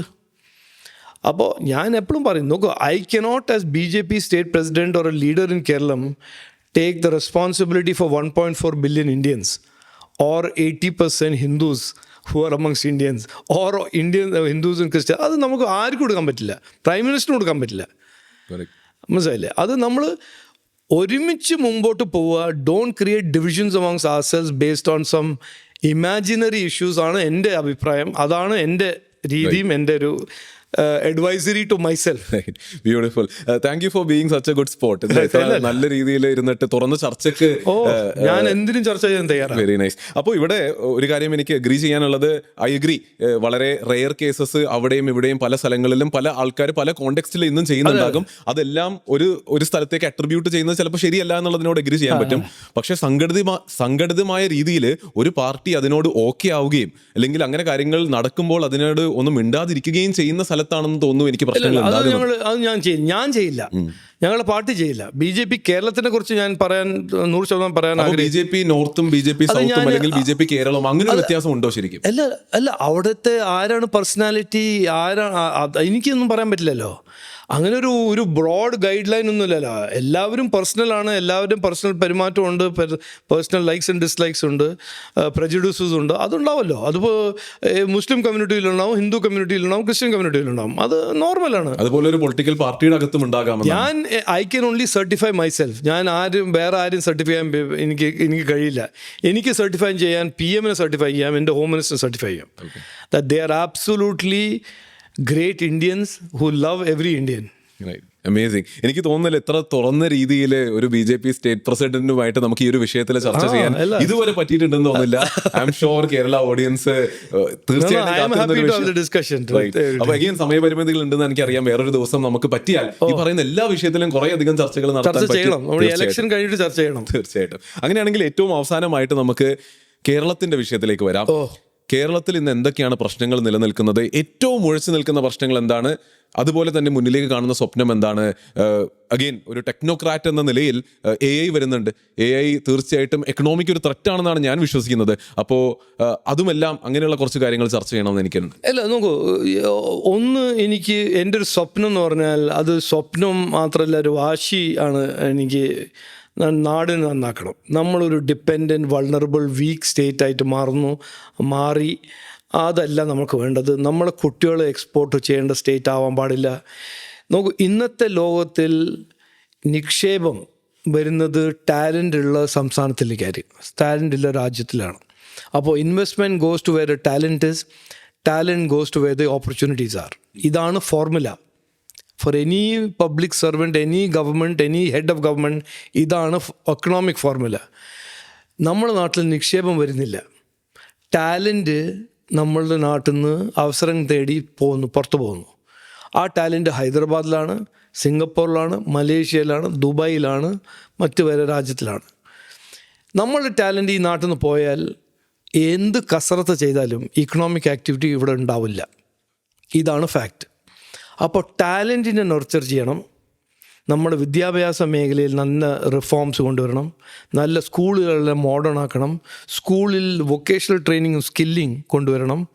കുട്ടികൾ 6ാം സ്റ്റാൻഡേർഡ്, 7ാം സ്റ്റാൻഡേർഡ്, 8ാം സ്റ്റാൻഡേർഡ് മുതൽ AI മറ്റ് ടെക്നോളജി എല്ലാം പഠിക്കണം. വൊക്കേഷണൽ ട്രെയിനിങ് കിട്ടണം. കോളേജസിൽ പഴയ പോലെ ക്ലാസ് റൂം ടീച്ചിങ് പോരാ. എല്ലാ കോളേജസിലും നല്ല മോഡേൺ ലാബ്സ് ഉണ്ടാവണം. ഇൻഡസ്ട്രി ലിങ്ക്ഡ് ലാബ്സ് ഉണ്ടാവണം. ഇൻഡസ്ട്രി ലിങ്ക്ഡ് ഇൻറ്റേൺഷിപ്പ് ഉണ്ടാവണം. ഇൻഡസ്ട്രി ലിങ്ക്ഡ് സ്കില്ലിംഗ് ഉണ്ടാവണം. ഇതെല്ലാം ചെയ്തില്ലെങ്കിൽ നമുക്ക് ടാലൻറ്റ് പൂൾ ഉണ്ടാക്കാൻ പറ്റില്ല. നമ്മളെ കുട്ടികളെ ടാലൻ്റ് ആക്കി മാറ്റാൻ ഇത് മിനിമം റിക്വയർമെൻറ്റാണ്. പക്ഷേ ഞാൻ മനസ്സിലാക്കുന്ന കേരളത്തിലെ ടാലന്റ് നമ്മൾ നന്നായി ഉണ്ടാക്കുന്നുണ്ടല്ലോ. താങ്കൾ ആദ്യം പറഞ്ഞ പോയിന്റിനോട് എനിക്ക് കുറച്ചും കൂടി അലൈൻ ആകാൻ പറ്റുന്നത്, അതായത് ടാലന്റ് ഉണ്ട് എന്ന് ഞാൻ വിശ്വസിക്കുന്നുണ്ട്. പക്ഷെ ഓപ്പർച്യൂണിറ്റി ഉള്ള സ്ഥലത്തേക്ക് ടാലന്റ് പോകുന്നു. അപ്പോൾ ഇവിടെ ഓപ്പർച്യൂണിറ്റി അധികം ഇല്ല എന്നുള്ളതല്ലേ ശരിക്കുമുള്ളത്? അത് കറക്റ്റാണ്. പക്ഷേ നമ്മളെ ടാലൻറ്റും പഠിച്ച ടാലൻ്റാണ്. അവർക്ക് കിട്ടുന്ന കഴിവ് പുറത്താണ് കിട്ടുന്നത്. ശേഷമാണ് കറക്റ്റ്. അത് ചോദിച്ചു നോക്കിയോളൂ. ആരാണെങ്കിലും ഇപ്പോൾ പോകുന്നത്, കുട്ടികൾ ഇവിടുന്ന് ഗ്രാജുവേറ്റ് ചെയ്ത് പോകുന്നുണ്ടെങ്കിൽ അവർ അച്ഛൻ്റെ അടുത്ത് നിന്ന് കാശ് വാങ്ങിച്ച് കമ്പനി ജോയിൻ ചെയ്യുന്നു for internship. They pay the company. അപ്പോൾ അതല്ല വേണ്ടത്, ഇൻഡസ്ട്രി ലിങ്ക്ഡ് ലാബ്സ് ആണ് വേണ്ടത്. ഒരു ഉദാഹരണം ഞാൻ പറയണേ. 6 കൊല്ലം മുമ്പേ UPൻ്റെ സ്ഥിതി എന്തായിരുന്നു? ഇവിടെ താമസിക്കുന്ന ഒരു മലയാളിയോട് ഉത്തർപ്രദേശിനെ കുറിച്ച് ചോദിച്ചാൽ, അയ്യോ ഡക്കോയിറ്റ്, റേപ്പ്, ലോലെസ്നെസ്, ഒരു ഇൻഡസ്ട്രി ഇല്ല, ഒന്നുമില്ല, ബീമാറു സ്റ്റേറ്റ് എന്നല്ല പേര്. ഇന്ന് നോർത്ത് ഇന്ത്യൻ്റെ ഏറ്റവും വലിയ ഡേറ്റാ സെൻറ്റർ, ഏറ്റവും വലിയ electronics manufacturing hub, surplus budget. Varanasi പോലെ സ്ഥലത്ത് IBMൻ്റെ AI വലിയൊരു സെൻറ്റർ വരുന്നു. എന്താണ് മാറ്റം? അതേ UP. ഓൺലി ഡിഫറൻസസ് ഈ ഇക്കണോമിക് ഗ്രോത്തും ഈ ഇക്കണോമിക് പ്രയോറിറ്റിയും ഈ ടാലൻറ്റും ഇൻവെസ്റ്റ്മെൻറ്റ് അവരുടെ പ്രയോറിറ്റിയാണ്. അപ്പോൾ കേരളത്തിന് അങ്ങനെ മാറ്റണം. ഞാൻ UP ആക്കി മാറ്റണമെന്നല്ല ഞാൻ പറഞ്ഞത്. പക്ഷേ ഇൻവെസ്റ്റ്മെൻറ്റ് വരണം. നമ്മളെ കുട്ടികൾക്ക് നല്ല ഒരു solid base of education, skilling ഇവിടെ കിട്ടി അവരെ ടാലൻ്റ് ആക്കണം, വേൾഡ് ക്ലാസ് ടാലൻ്റ് ആക്കണം. എന്നിട്ട് ആ ടാലൻറ്റ് കണ്ടിട്ട് ഇവിടെ വലിയ വലിയ കമ്പനീസ് വന്ന് അവർ സെറ്റപ്പ്.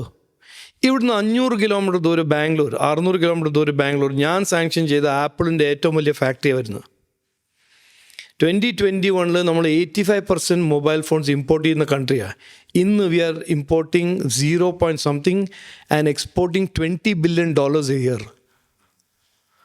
അപ്പോൾ ആ ഫാക്ടറി ഇവിടെ എന്തുകൊണ്ട് വരുന്നില്ല? നമ്മൾ മാനുഫാക്ചറിങ്, നമുക്ക് ഇവിടെ ക്രിയേറ്റ് ചെയ്യേണ്ടത് ജോബ് റെവല്യൂഷനാണ് ക്രിയേറ്റ് ചെയ്യേണ്ടത്. ഇൻവെസ്റ്റ്മെൻറ്റ് റെവല്യൂഷൻ ക്രിയേറ്റ് ചെയ്യണം. അതാണ് എൻ്റെ സ്വപ്നം. അപ്പോൾ അതിനുവേണ്ടി കേരളത്തിൽ ഈ കമ്പനികളെ കേരളത്തിൽ കൊണ്ടുവരലാണല്ലോ നമ്മൾ ചെയ്യുന്നത്. അത് മാനുഫാക്ചറിംഗ് അതിന് വേണ്ടി ഒരു പോളിസി ഫ്രെയിം വർക്കും ഒരു ഗവൺമെൻറ്, നോക്കുകൂലിൻ്റെ ഗവൺമെൻറ് ഇവിടെ ഇന്ന് അതൊന്നും വരില്ല. മനസ്സിലായില്ലേ? ഇൻവെസ്റ്റേഴ്സ് ഒരു കോൺഫിഡൻസ് ഉണ്ടാവണം. ടാലൻറ്റും ഉണ്ട്, ഒരു സപ്പോർട്ടീവ് ഗവൺമെൻറ്റും ഉണ്ട്. എന്തുകൊണ്ട് ഗൂഗിളിൻ്റെ ഡേറ്റാ സെൻറ്റർ ആന്ധ്രാപ്രദേശിൽ പോകുന്നു?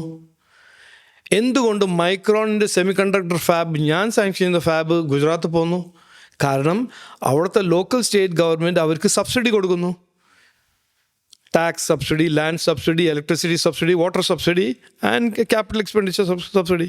അത് കൊടുക്കാൻ കഴിയണം, ഫൈനാൻഷ്യൽ പവർ വേണം. അപ്പൊ എന്ത് കൈൻഡ് ഓഫ് ഇൻഡസ്ട്രീസ് അല്ലെങ്കിൽ കമ്പനീസിനെ നമുക്ക് കേരളത്തിൽ കൊണ്ടുവരാൻ പറ്റും, ഇൻവൈറ്റ് ചെയ്യാൻ പറ്റും, എന്ത് ചെയ്താൽ എൻ്റെ അഭിപ്രായത്തിൽ കേരളത്തിന്റെ ഫ്യൂച്ചർ ഇക്കണോമിക് മോഡൽ ഒരു കോമ്പിനേഷൻ ആയിരിക്കും. Ultra high tech manufacturing, technology and innovation, അതിൽ AI, semiconductor design, electronics design, tourism, wellness tourism, അത് പിന്നെ ഫുഡ് ആൻഡ് ഫുഡ് പ്രോസസ്സിങ്. ഇത് പറയുന്നത് വലിയ ന്യൂക്ലിയർ സയൻസ് ഒന്നുമല്ലേ. നമ്മൾ തൊട്ടടുത്ത് തായ്ലൻഡ് നോക്കിയാലോ, ഇന്തോനേഷ്യ നോക്കി, അവരെല്ലാം ഇക്കോണമി നടക്കുന്നത് ഇതുപോലെയാണ്. ടൂറിസം, ഇന്നോവേഷൻ ആൻഡ് ടെക്നോളജി, പിന്നെ ചില ലൈറ്റ് മാനുഫാക്ചറിങ്. നമുക്ക് അതിനെ കൂടുതൽ ചെയ്യാം. ഒരു നല്ല ഗ്രോയിങ് ഇക്കണോമിക് മോഡൽ. അല്ലെങ്കിൽ നമ്മൾ ഇപ്പോൾ നടക്കുന്നത് എന്താണ്? Debt has grown up 4 times, GSDP has grown only 2 times. Debt is not bad. Government of ഇന്ത്യൻ്റെ ഡെറ്റ് വർദ്ധിച്ചിട്ടുണ്ട്, ഡെറ്റല്ല ഇഷ്യൂ, പക്ഷേ ഡെറ്റ് സർവീസാണ് ഇഷ്യൂ. ഇന്ന് സ്റ്റേറ്റിൻ്റെ 100 രൂപേൻ്റെ റവന്യൂവിൽ 92.5 പോകുന്നത് ഡെറ്റ് സർവീസിനും പെൻഷൻസിനുമാണ്. GSDP ഡെറ്റിനെക്കാട്ടും കൂടുതൽ സ്പീഡിൽ ഗ്രോ ചെയ്തില്ലെങ്കിൽ debt becomes a brake on growth. അതാണ് ഇവിടെ നടക്കുന്നത്. ഒരു സംസ്ഥാനവും മുമ്പോട്ട് പോകാൻ പറ്റില്ല. 92.5% കമ്മിറ്റഡ് ആണ്. റവന്യൂ എല്ലാം വരുന്നത് അതിൻ്റെ 92.5% നമുക്ക് തൊടാൻ പറ്റില്ല എന്ന് നമ്മൾ തീരുമാനിച്ചാൽ പിന്നെ എന്ത് ഡെവലപ്മെൻറ്റാണ് നടക്കുക? അതുകൊണ്ടല്ലേ ആശാ വർക്കേഴ്സിന് കൊടുക്കാൻ കാശില്ല. ഇന്ന് കോസ്റ്റൽ ഏരിയയിൽ ഈ പുലിമുട്ട് ഉണ്ടാക്കാൻ കാശില്ല. ഇവിടുത്തെ ഒരു ഇൻഫ്രാസ്ട്രക്ചർ ഉണ്ടാക്കാൻ കാശില്ല. ഒരു ഓൺട്രപ്രനർ സബ്സിഡി കൊടുക്കാൻ കാശില്ല. അതിനൊരു കാരണമുണ്ട്. There is no fiscal headroom in the state government budget. ഡെറ്റിന് പലിശ കൊടുക്കണ്ടേ? അത് ഫ്രീ അല്ലല്ലോ. ആ പലിശ ആര് കൊടുക്കും? സ്റ്റേറ്റ് ഗവൺമെൻറ്റല്ലോ കൊടുക്കേണ്ടത്. എവിടുന്ന് കൊടുക്കും? റവന്യൂന്നല്ല കൊടുക്കേണ്ടത്. അപ്പോൾ ഇത് ഒരു ക്രീപ്പിംഗ് ടൈം ബോംബാണ്. ഇത് മനസ്സിലാക്കാൻ ആർക്കും സമയമില്ല. അപ്പോൾ അതുകൊണ്ട് എല്ലാവരും ഈ വിവാദം ക്രിയേറ്റ് ചെയ്തിട്ട് ആ ഡിസ്കഷൻ അങ്ങ് ആ ഡയറക്ഷനിൽ പോകണം. അപ്പോൾ ഇവിടെ കൃത്യമായിട്ടുള്ള കണക്ക് എൻ്റെ അടുത്ത് ഇല്ല. എന്നാലും ഞാൻ മനസ്സിലാക്കുന്നത് നമ്മുടെ സ്റ്റേറ്റിൻ്റെ എൻറ്റയർ എക്സ്പെൻസിൻ്റെ 20 to 30% മാത്രം എന്തോ ഇൻട്രസ്റ്റ് പേയ്മെൻറ്റ് വരുന്നുള്ളൂ എന്നാണ് എൻ്റെ ഓർമ്മ. അത് വലിയ ഹൈ. 38% ഇൻട്രസ്റ്റ് പേയ്മെൻറ്റ് എന്ന് പറഞ്ഞാൽ വലിയ. പിന്നെ അതിൻ്റെ ഒപ്പം പ്രിൻസിപ്പൽ പേയ്മെൻ്റ് ഉണ്ട്. ഡെറ്റ് വാങ്ങുമ്പോൾ, ഡെറ്റ് എടുക്കുമ്പോൾ 2 കാര്യങ്ങളാണ് ഡെറ്റ് സർവീസ് എന്ന് പറയുമ്പോൾ. ഒന്ന് പലിശ, ആ കടത്തിൻ്റെ പ്രിൻസിപ്പളും മടക്കി കൊടുക്കണ്ടേ? അതും കൊടുക്കേണ്ടത് ഈ കാശ് കൊണ്ടല്ലേ. അപ്പോൾ അവിടെയാണ് താങ്കൾ പറഞ്ഞ ആ ഒരു വലിയൊരു നമ്പറിലേക്ക്. ഇങ്ങനെ നോക്കൂ, ഒരു ബേസിക് കോർപ്പറേറ്റ് ഒരു ഫൈനാൻസ് ഫിലോസഫിയാണ്, താങ്കൾക്ക് അറിയാതെ. Debt, if growth of debt is higher than the growth in revenues and growth in profit and EBITDA, that means you have a problem. Debt trap. Debt trap. അതെ. അപ്പോൾ അങ്ങനെ ഒരു അവസ്ഥയിലാണ് എത്തി നിൽക്കുന്നത്. ഞാൻ ഓപ്പണായിട്ട് പറഞ്ഞിട്ടുണ്ട്. ഇതൊരു ആക്ച്വലി നമ്മൾ ഇതിനെക്കുറിച്ച് പറയേണ്ടത്, ഞാൻ പോളിറ്റിക്സ് ആയിട്ട് പറയല്ല, ഒരു പോൺസി സ്കീമാണ്. ഇന്ന് ഈ സർക്കാരിന് എവിടെയെങ്കിലും ചിലവാക്കണമെങ്കിൽ കാശ്, മറ്റൊരു കാര്യത്തിൽ നിന്ന് കാശ് എടുത്തിട്ട് മാത്രമേ ചിലവാക്കാൻ പറ്റുള്ളൂ. So you have to touch some other budget item to spend here. മനസ്സിലായി. അപ്പോൾ നമ്മൾ ഇതുവരെ ഡിസ്കസ് ചെയ്തത് jobs and education, economy and industries എന്നുള്ള മേഖലകളാണ് നമ്മൾ ആക്ച്വലി ടച്ച് ചെയ്ത് പോയത്. അപ്പോൾ വളരെ ഒരു ഹൈ ലെവലിൽ നിന്ന് നമ്മൾ സംസാരിച്ചു. ബട്ട് വളരെ സ്പെസിഫിക് ആയിട്ട് 1, 2, 3 പ്രശ്നങ്ങളുണ്ട്, വളരെ സ്പെസിഫിക് ആയ പ്രശ്നങ്ങളും അതിന് സൊല്യൂഷൻ ഇതാണ് എന്നുള്ളത് BJPയുടെ സൈഡിൽ നിന്ന് എന്തെങ്കിലും സൊല്യൂഷൻ ഉണ്ടോ? ഒന്ന്, ഫോർ എക്സാമ്പിൾ, ഞാൻ 100% ഞങ്ങൾ ചെയ്യാൻ ആഗ്രഹിക്കുന്ന, ഞങ്ങൾക്കൊരു അവസരം കിട്ടിയാൽ കുടിവെള്ള പ്രശ്നം. ഇന്നും കേരളം എന്ന സ്റ്റേറ്റ് 48% ഹൗസ് ഹോൾഡ്സ് കുടിവെള്ളമില്ല. ഈ ജൽജീവൻ മിഷൻ, ഞാൻ മന്ത്രിയായിരുന്നേ, ജൽജീവൻ മിഷൻ പ്രോഗ്രാം തുടങ്ങിയപ്പോൾ കേരളത്തിന് പിന്നിൽ എത്രയോ സ്റ്റേറ്റുകൾ ഉണ്ടായിരുന്നു കുടിവെള്ളത്തിൻ്റെ ഈ മെട്രിക്കിൽ. ഇന്ന് അവരെല്ലാം 100% ആണ്. കേരളം ഇപ്പോഴും 55%, 53%. അത് നമ്മൾ മാറ്റണം. 70 years ആഫ്റ്റർ ഇൻഡിപെൻഡൻസ് ഒരു ബേസിക് ജനമാവകാശം കുടിവെള്ളത്തിന് ജനങ്ങൾക്ക് കിട്ടുന്നില്ലെങ്കിൽ അത് വലിയ മോശം ഒരു ഇഷ്യൂ ആണ്. രണ്ടാമത്തത് ഹെൽത്ത് ഇൻഷുറൻസും ഹെൽത്ത് സെക്യൂരിറ്റിയും ഭയങ്കര മോശമായ സിറ്റുവേഷൻ. ഞാൻ വീണ ജോർജിനെ കുറിച്ചൊന്നും പറയുന്നില്ല, പക്ഷേ PM ആയുഷ്മാൻ പോലൊരു ഇൻഷുറൻസ് സ്കീം 70 വയസ്സിന് മേലെ എല്ലാവർക്കും free 5 lakh medical health care ഇത് നിർബന്ധമായി ചെയ്യേണ്ടതാണ്. കാരണം സീനിയർ സിറ്റിസൻസിൻ്റെ സോഷ്യൽ സെക്യൂരിറ്റിക്ക് വേണ്ടി ചെയ്യേണ്ട ഒരു കാര്യമാണ്, ചെയ്യുന്നില്ല. കാരണം ഗവൺമെൻറ് ഓഫ് കേരളയ്ക്ക് അവരുടെ ഇൻസ്റ്റാൾമെൻറ്റ് കാശ് കൊടുക്കാൻ കാശില്ല. പക്ഷേ health, food, drinking water, these 3 are basic. ഞങ്ങളുടെ പ്രയോറിറ്റി ഇതാണ്. ഇത് ചെയ്ത് 5 കൊല്ലത്തിൽ ഇത് 100% ചെയ്തു കൊടുക്കണം. ഇവിടെ കേരളത്തിൽ പട്ടിണി ഫ്രീ ഒരു രാജ്യമാണ്. നമ്മൾ ദാരിദ്ര്യം ഫ്രീ എന്നെല്ലാം പറയുന്നുണ്ട്. അതൊക്കെ അക്കാഡമിക്കാണ്. ഒരു എക്സൽ സ്പ്രെഡ്ഷീറ്റിൽ ആരോ എന്തോ ഡേറ്റ കയറ്റുന്നു. പക്ഷേ ഭക്ഷ്യസുരക്ഷ, ആരോഗ്യ സുരക്ഷ, ഈ കുടിവെള്ളം, ഒരു ബേസിക് മിനിമം നമ്മൾ ചെയ്യണം. അതിൻ്റെ ഒപ്പം ഈ ജോബ് റെവല്യൂഷൻ, ഇക്കണോമിക് എക്സ്പാൻഷൻ, ഞാൻ പറഞ്ഞ പോലെ മറ്റു കാര്യങ്ങൾ ഞങ്ങളുടെ മാനിഫെസ്റ്റോയിൽ മുമ്പോട്ട് വയ്ക്കും. ഒരു new thinking for a new Viksit Keralam, അതാണ് ഞങ്ങൾ മുമ്പോട്ട് വയ്ക്കാൻ പോകുന്നത്. ഗോഡൻ. അപ്പോൾ ഏറ്റവും അവസാനമായിട്ട് ഗവർണൻസിനെ പറ്റി കൂടി സംസാരിക്കാനാണെങ്കിൽ, ഇന്ന് ഒരു സെൻട്രൽ സ്റ്റേറ്റ് ടെൻഷൻ നിലനിൽക്കുന്നുണ്ട് എന്ന് കറണ്ട് ഗവൺമെൻറ് അവകാശപ്പെടുന്നുണ്ട്. കിട്ടേണ്ട വരുമാനം കിട്ടുന്നില്ല, ബോറോയിങ്ങിൻ്റെ പുറത്ത് സീലിംഗ് വെച്ചു എന്നൊക്കെ അവകാശപ്പെടുന്നുണ്ട്. അപ്പോൾ അവിടെ അങ്ങനെയുള്ള കാര്യങ്ങൾ ബെറ്റർ ആകും, അതും നിങ്ങൾ മുന്നിലേക്ക് വെക്കുന്ന ഒരു പ്രൊപ്പോസിഷനാണ്. ഈ ഫെഡറൽ ഡെമോക്രസിയിൽ ഈ കോൺഫ്രണ്ടേഷനസ് പോളിറ്റിക്സിന് അതിൻ്റെ വിക്ടിംസ്, വിരകൾ ആരാണ്? സാധാരണക്കാരാണ്. ഈ പൊളിറ്റീഷ്യൻസ് ആരും സഫർ ചെയ്യില്ല. സാധാരണ ജനങ്ങളാണ് അതിൻ്റെ ഇരകൾ. അപ്പോൾ കോൺഫ്രണ്ടേഷൻ പോളിറ്റിക്സിൻ്റെ സമയമല്ല. പ്രൈം മിനിസ്റ്റർ നരേന്ദ്രമോദി എപ്പോഴും പറയും, ഇത് വാറിൻ്റെ കാലമല്ല, കോൺഫ്രണ്ടേഷൻ്റെ കാലമല്ല, ഇത് ഡെവലപ്മെൻറ്റിൻ്റെ കാലമാണ്. അപ്പോൾ ഡെവലപ്മെൻറ്റിനെ കുറിച്ച് ചർച്ച ചെയ്യുക. ഓക്കെ, പോളിറ്റിക്സ് നമുക്ക് ചെയ്യാം. എല്ലാ 5 കൊല്ലം ഉണ്ടല്ലോ ഒരു പൊളിറ്റിക്കൽ സൈക്കിൾ, അപ്പോൾ ചെയ്യാം. പക്ഷെ 5 കൊല്ലം നമ്മൾ ഡെവലപ്മെൻറ്റിന് വേണ്ടി ചെയ്യുക, അതിനു വേണ്ടി കോഓപ്പറേറ്റ് ചെയ്യുക. അതിന് ഗുണം ജനങ്ങൾക്ക് കിട്ടും. ജനങ്ങൾക്ക് ഗുണം കിട്ടുകയാണെങ്കിൽ ക്രെഡിറ്റ് അവർ 50% നിങ്ങൾക്ക് തരും, 50% നിങ്ങൾക്ക് തരും. ഓക്കെ, ഈ 100% ക്രെഡിറ്റ് എടുക്കാൻ ഓടുമ്പോഴാണ് പ്രോബ്ലം. റൈറ്റ്. മനസ്സിലായില്ലേ? If you and I are joint venture partner, നമ്മൾ സക്സസ്ഫുള്ളി ഒരു പ്രോജക്റ്റ് ചെയ്തു, ആർക്കും ഗുണം ചെയ്തു, എന്നിട്ട് ഞാൻ അതിൻ്റെ 100% ക്രെഡിറ്റ് എടുക്കാൻ നോക്കിയാൽ പിന്നെ അവർ പാർട്ട്ണർഷിപ്പ് വിൽ ഫ്രാക്ചർ. അതല്ല ചെയ്യേണ്ടത്. കിട്ടുന്ന ക്രെഡിറ്റ് നിങ്ങൾ എടുക്കുക, മറ്റേ ക്രെഡിറ്റ് ഞങ്ങൾ എടുക്കുക. അതാണ് സെൻട്രൽ ഗവൺമെൻറ് ചോദിക്കുന്നത്. അണ്ടർസ്റ്റുഡ്. അപ്പോൾ എന്തായാലും ഇലക്ഷൻ ചൂടിലാണ്, താങ്കൾക്ക് സമയപരിമിതി വളരെയധികം ഉണ്ട്, പെട്ടെന്ന് തന്നെ പോകണമെന്നറിയാം. അപ്പോൾ എന്താണ് തോന്നുന്നത്, അപ്കമിങ് ഇലക്ഷൻ BJPക്ക് കേരളത്തിൽ എന്താണ് സംഭവിക്കാൻ സാധ്യത? അറ്റ് ദ വെരി മിനിമം എനിക്കറിയാം ഇവിടുത്തെ രാഷ്ട്രീയ സംസ്കാരത്തിലൊരു മാറ്റം വരും. അത് ഞങ്ങൾ നിർബന്ധമാണ്, എൻ്റെ ഒരു വാശിയാണ്. നമുക്ക് ഈ വിവാദം നുണയും ജനങ്ങളെ വിഡ്ഢിയാക്കുന്ന ഈ കണ്ണിൽ പൊടിയിടുന്ന രാഷ്ട്രീയം, ഇതെല്ലാം 20% ആക്കണം. ഇത് 100% ഇന്ന്, അത് 20% ആക്കിയാൽ കൊള്ളാം. ഞാൻ മാധ്യമ സുഹൃത്തോട് എപ്പോഴും പറയും, നിങ്ങളുടെ ക്ലിക്ക് ബേറ്റും നിങ്ങളുടെ റേറ്റിങ്ങിന് വേണ്ടി നിങ്ങൾ 30% കോൺട്രവേഴ്സി ചെയ്തോളൂ, പേഴ്സണൽ അറ്റാക്ക് ചെയ്തോളൂ. പക്ഷേ 60% നമുക്ക് ജനങ്ങൾക്ക് വേണ്ടി അവരുടെ ഇഷ്യൂസ് ഡിസ്കസ് ചെയ്യണം, ചർച്ച ചെയ്യണം. CM ആണോ ഞാനാണോ ആരെങ്കിലും ആണോ, എന്തിനാണ് ഈ counter claim? For example CM പറയുന്നു സെൻട്രൽ ഗവൺമെൻറ് ഞങ്ങളെ ഉപദ്രവിക്കുന്നു. ഞാൻ അദ്ദേഹത്തോട് ചാലഞ്ച് അല്ല, ഇൻവൈറ്റ് ചെയ്യുന്നു. നമുക്കിത് ഇങ്ങനത്തെ ഒരു പോഡ്കാസ്റ്റ് ചർച്ച ചെയ്യാം. എൻ്റെ അടുത്തുണ്ട് ഫാക്ട്സ് ആൻഡ് ഫിഗേഴ്സ്, താങ്കളുടെ അടുത്തുണ്ട് ഫാക്ട്സ് ആൻഡ് ഫിഗേഴ്സ്. ചോദിച്ചിരുന്നോ? ഞാൻ ഓപ്പൺലി പറഞ്ഞല്ലോ. അങ്ങനെ എന്തുകൊണ്ട് നമുക്ക് ചെയ്യാൻ കഴിയുന്നില്ല? സിവിലൈസ്ഡ് വേ. അങ്ങനെ അദ്ദേഹത്തിൻ്റെ അഭിപ്രായമുണ്ട്, അല്ലെങ്കിൽ അഭിപ്രായ വ്യത്യാസം ഉണ്ടെങ്കിൽ നമ്മൾ ചർച്ച ചെയ്തിട്ട് നമ്മൾ തീരുമാനിക്കാം. അമേരിക്കയിൽ ഇലക്ഷൻ നടക്കുമ്പോൾ പബ്ലിക് ഡിബേറ്റ് കാണുമ്പോൾ ഞാൻ ആഗ്രഹിക്കും ഇതുപോലെ നടക്കണ്ടേ, ഒരു സിവിലൈസ്ഡ് വേ. നമ്മൾ പിന്നെ ഡിസഗ്രി ചെയ്യാം. പക്ഷേ ഇതിൻ്റെ പിന്നിൽ ഒരു കുപ്രചരണമാണ്. നിങ്ങൾ വെറുതെ എന്തെങ്കിലും പറയുകയാണെങ്കിൽ പിന്നെ ഡിബേറ്റ് ചെയ്യാൻ പറ്റില്ല. ശരിക്കും പറയുകയാണെങ്കിൽ CM ഒരു ഡീസൻറ്റ് വ്യക്തിയാണെന്ന് ഞാൻ മനസ്സിലാക്കുന്നത്. അങ്ങനെ എൻ്റെ ഒരു പേഴ്സണൽ റിലേഷൻഷിപ്പും ഇല്ല.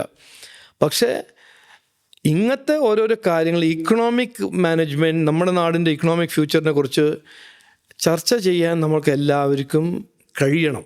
അതിന് ഒരു ധൈര്യം പറയേണ്ട ആവശ്യമില്ല, പക്ഷെ ഒരു കോൺഫിഡൻസ് ഉണ്ടാവണം. അത് ഞാൻ തയ്യാറാണ്. എനിക്കതാണ് ഇഷ്ടം. അങ്ങനെ ചർച്ച ചെയ്യാമെന്നാണ് എനിക്കിഷ്ടം. വെറുതെ ഇങ്ങനെ എല്ലാ ദിവസവും പ്രസ് കോൺഫറൻസ് ചെയ്ത് തെറി പറഞ്ഞത് വലിയ ഒരു സന്തോഷകരമായ ഒരു ആക്ടിവിറ്റി ഒന്നുമില്ല. എനിക്കും അങ്ങനെ ഞാൻ കാണുന്നില്ല. അപ്പോൾ എന്തായാലും ഒരു കാര്യം നമുക്ക് വളരെ സെൽഫ് അവെയർ ആകാൻ പറ്റുന്നത് ഭരണത്തിലേക്ക് എന്തായാലും BJP NDA ഇത്തവണ എത്തില്ല എന്നുള്ളത് മോസ്റ്റ്ലി ക്ലിയർ ആണെന്നിരിക്കും. എന്റെ ചോദ്യം ബീങ് ഒരു സ്ട്രോങ് ഒപ്പോസിഷൻ ആകാൻ എങ്ങനെ സാധിക്കും? അവിടെ എന്താണ് അങ്ങനെ strategy? ഞാൻ മനസ്സിലാക്കുന്നത് ഈ ഇലക്ഷനിൽ വലിയ മാറ്റം വരാൻ പോകുന്നുണ്ട്. ആ മാറ്റത്തിൻ്റെ കോൺസിക്വൻസ് എന്താണെന്ന് എനിക്ക് predict ചെയ്യാൻ പറ്റില്ല. മാറ്റത്തിൻ്റെ കോൺസിക്വൻസ് ബെസ്റ്റ് കേസ് ഞങ്ങൾക്ക് ഭരണം കിട്ടും. ബെസ്റ്റ് കേസ് അത് നിങ്ങളുടെ അഭിപ്രായമായിരിക്കും, അത് റിമോട്ട് ചാൻസ് ആണ്. വേഴ്സ്റ്റ് കേസ് CPMന് 3rd ടേം കിട്ടും, അല്ലെങ്കിൽ കോൺഗ്രസിന് 4th ടേം കിട്ടും, അതൊക്കെ. പക്ഷേ എൻ്റെ അഭിപ്രായം scenario will be something in between. ഒരു വലിയ മാറ്റം വരും. ജനങ്ങൾക്ക് ആവശ്യം ഒരു വികസനമാണെന്ന് ഒരു സിഗ്നൽ അവർ ഈ ഇലക്ഷനിൽ കൊടുക്കും. എങ്ങനെയായിരിക്കും ആ സിഗ്നൽ എനിക്ക് പറയാറില്ല. തീർച്ചയായിട്ടും. അപ്പോൾ അങ്ങനെയാണെങ്കിൽ ഏറ്റവും അവസാനമായിട്ട് എനിക്ക് ചോദിക്കാനുള്ളത്, വളരെ ഫേമസ് ആയിട്ടുള്ളതാണ് ഒരു കേരള മോഡൽ എന്ന് പറയുന്നത്. സോഷ്യൽ ഇൻഡിക്കേറ്റേഴ്സിനെയും ഫാക്ടേഴ്സിനെയും മുന്നിലേക്ക് വെച്ചിട്ടുള്ള ഒരു കേരള മോഡൽ ഉണ്ട് ഒരു സൈഡിൽ, അപ്പുറത്ത് വളരെ ഫേമസ് ആയിട്ടുള്ള ഒരു ഗുജറാത്ത് മോഡലുമുണ്ട്. താങ്കളുടെ പേഴ്സണൽ പ്രിഫറൻസ് ഏത് മോഡലിനോടാണ്? അല്ല, എനിക്ക് അങ്ങനെ പ്രിഫറൻസ് ഒന്നുമില്ല. ഫസ്റ്റ് ഓഫ് ഓൾ ഈ കേരള മോഡൽ ഞാൻ വിശ്വസിക്കുന്ന ആളല്ല. ഇതൊരു മേഡപ്പ് നറേറ്റീവാണ്. കേരള മോഡലിൽ എങ്ങനെയാണ് 75% സ്കൂൾ അൺസേഫ്, എങ്ങനെയാണ് കേരള മോഡലിൽ കുട്ടികൾക്ക് പുറത്ത് പോയിട്ട് ജോലി നേടുന്നത്, അതൊന്നും കേരള മോഡലല്ല. അത് CPM മോഡലാണ്, കോൺഗ്രസ് മോഡലാണ്. കേരളം മോഡൽ ഇനി വരാൻ പോകുന്ന മോഡലാണ്. അതാണ് വികസിത കേരളം മോഡൽ. അതാണ് എനിക്ക് ഇഷ്ടം. ആ മോഡലാണ്. അത് എൻ്റെ സ്വപ്നം. അതാ ഒരു വികസിത കേരളം മോഡൽ. അതിശക്തം. അപ്പോൾ അങ്ങനെയാണെങ്കിൽ വളരെ വലിയൊരു ഫ്യൂച്ചറാണ് കേരളത്തിന് വേണ്ടി ഞാനും നിങ്ങളും നമ്മളെല്ലാവരും സ്വപ്നം കാണുന്നത്. ആ ഒരു സ്വപ്നത്തിലേക്ക് എത്താനാണ് നമ്മളെല്ലാവരും പ്രയത്നിക്കുന്നത്. ഞാനാണെങ്കിലും എൻ്റെ കമ്പനി നടത്തുന്നതിനിടയിലും യാത്ര ചെയ്ത് താങ്കളെ പോലുള്ള ലീഡേഴ്സിൻ്റെ അടുത്ത് സംസാരിക്കുന്നത് ശരിയായിട്ടുള്ള ചിന്തകൾ ആൾക്കാരിലേക്ക് എത്തിച്ചു കൊടുക്കാനാണ്. ഞാൻ ശക്തമായി വിശ്വസിക്കുന്നുണ്ട്. വളരെ റാഷണലായിട്ട്, ഡേറ്റ ഡ്രിവൺ ആയിട്ട്, പ്രൊഫഷണലായിട്ട് നാട് മുഴുവൻ ചിന്തിക്കണം. ഓരോ വോട്ടും വളരെ ഇമ്പോർട്ടൻ്റ് ആണ്. അത് വെറുതെ നെറേറ്റീവിനെ ബേസ് ചെയ്തിട്ടോ, അല്ലെങ്കിൽ വാട്സാപ്പ് യൂണിവേഴ്സിറ്റി കണ്ടിട്ടോ, അല്ലെങ്കിൽ ഇപ്പോൾ ഇന്ന് ഇൻസ്റ്റഗ്രാമിൽ റീലിലൊക്കെ മ്യൂസിക് ഭയങ്കരമായിട്ടിട്ട് പുളകം കൊള്ളിക്കുന്ന സാധനങ്ങൾ അത് കണ്ടിട്ട് ചോര തിളച്ചിട്ടല്ല വോട്ട് ചെയ്യേണ്ടത്. വളരെ ഇൻഫോംഡ് ആയിട്ട്, റാഷണൽ ആയിട്ടുള്ള വോട്ടാണ് എല്ലാവരും ചെയ്യേണ്ടത്. അതാണ് ആസ്ക്. അതിനുവേണ്ടിയാണ് നമ്മൾ ചെയ്യുന്നത്. Thank you very much for the time. Thank you very much for being very candidate. Thank you. Wishing you all the very best.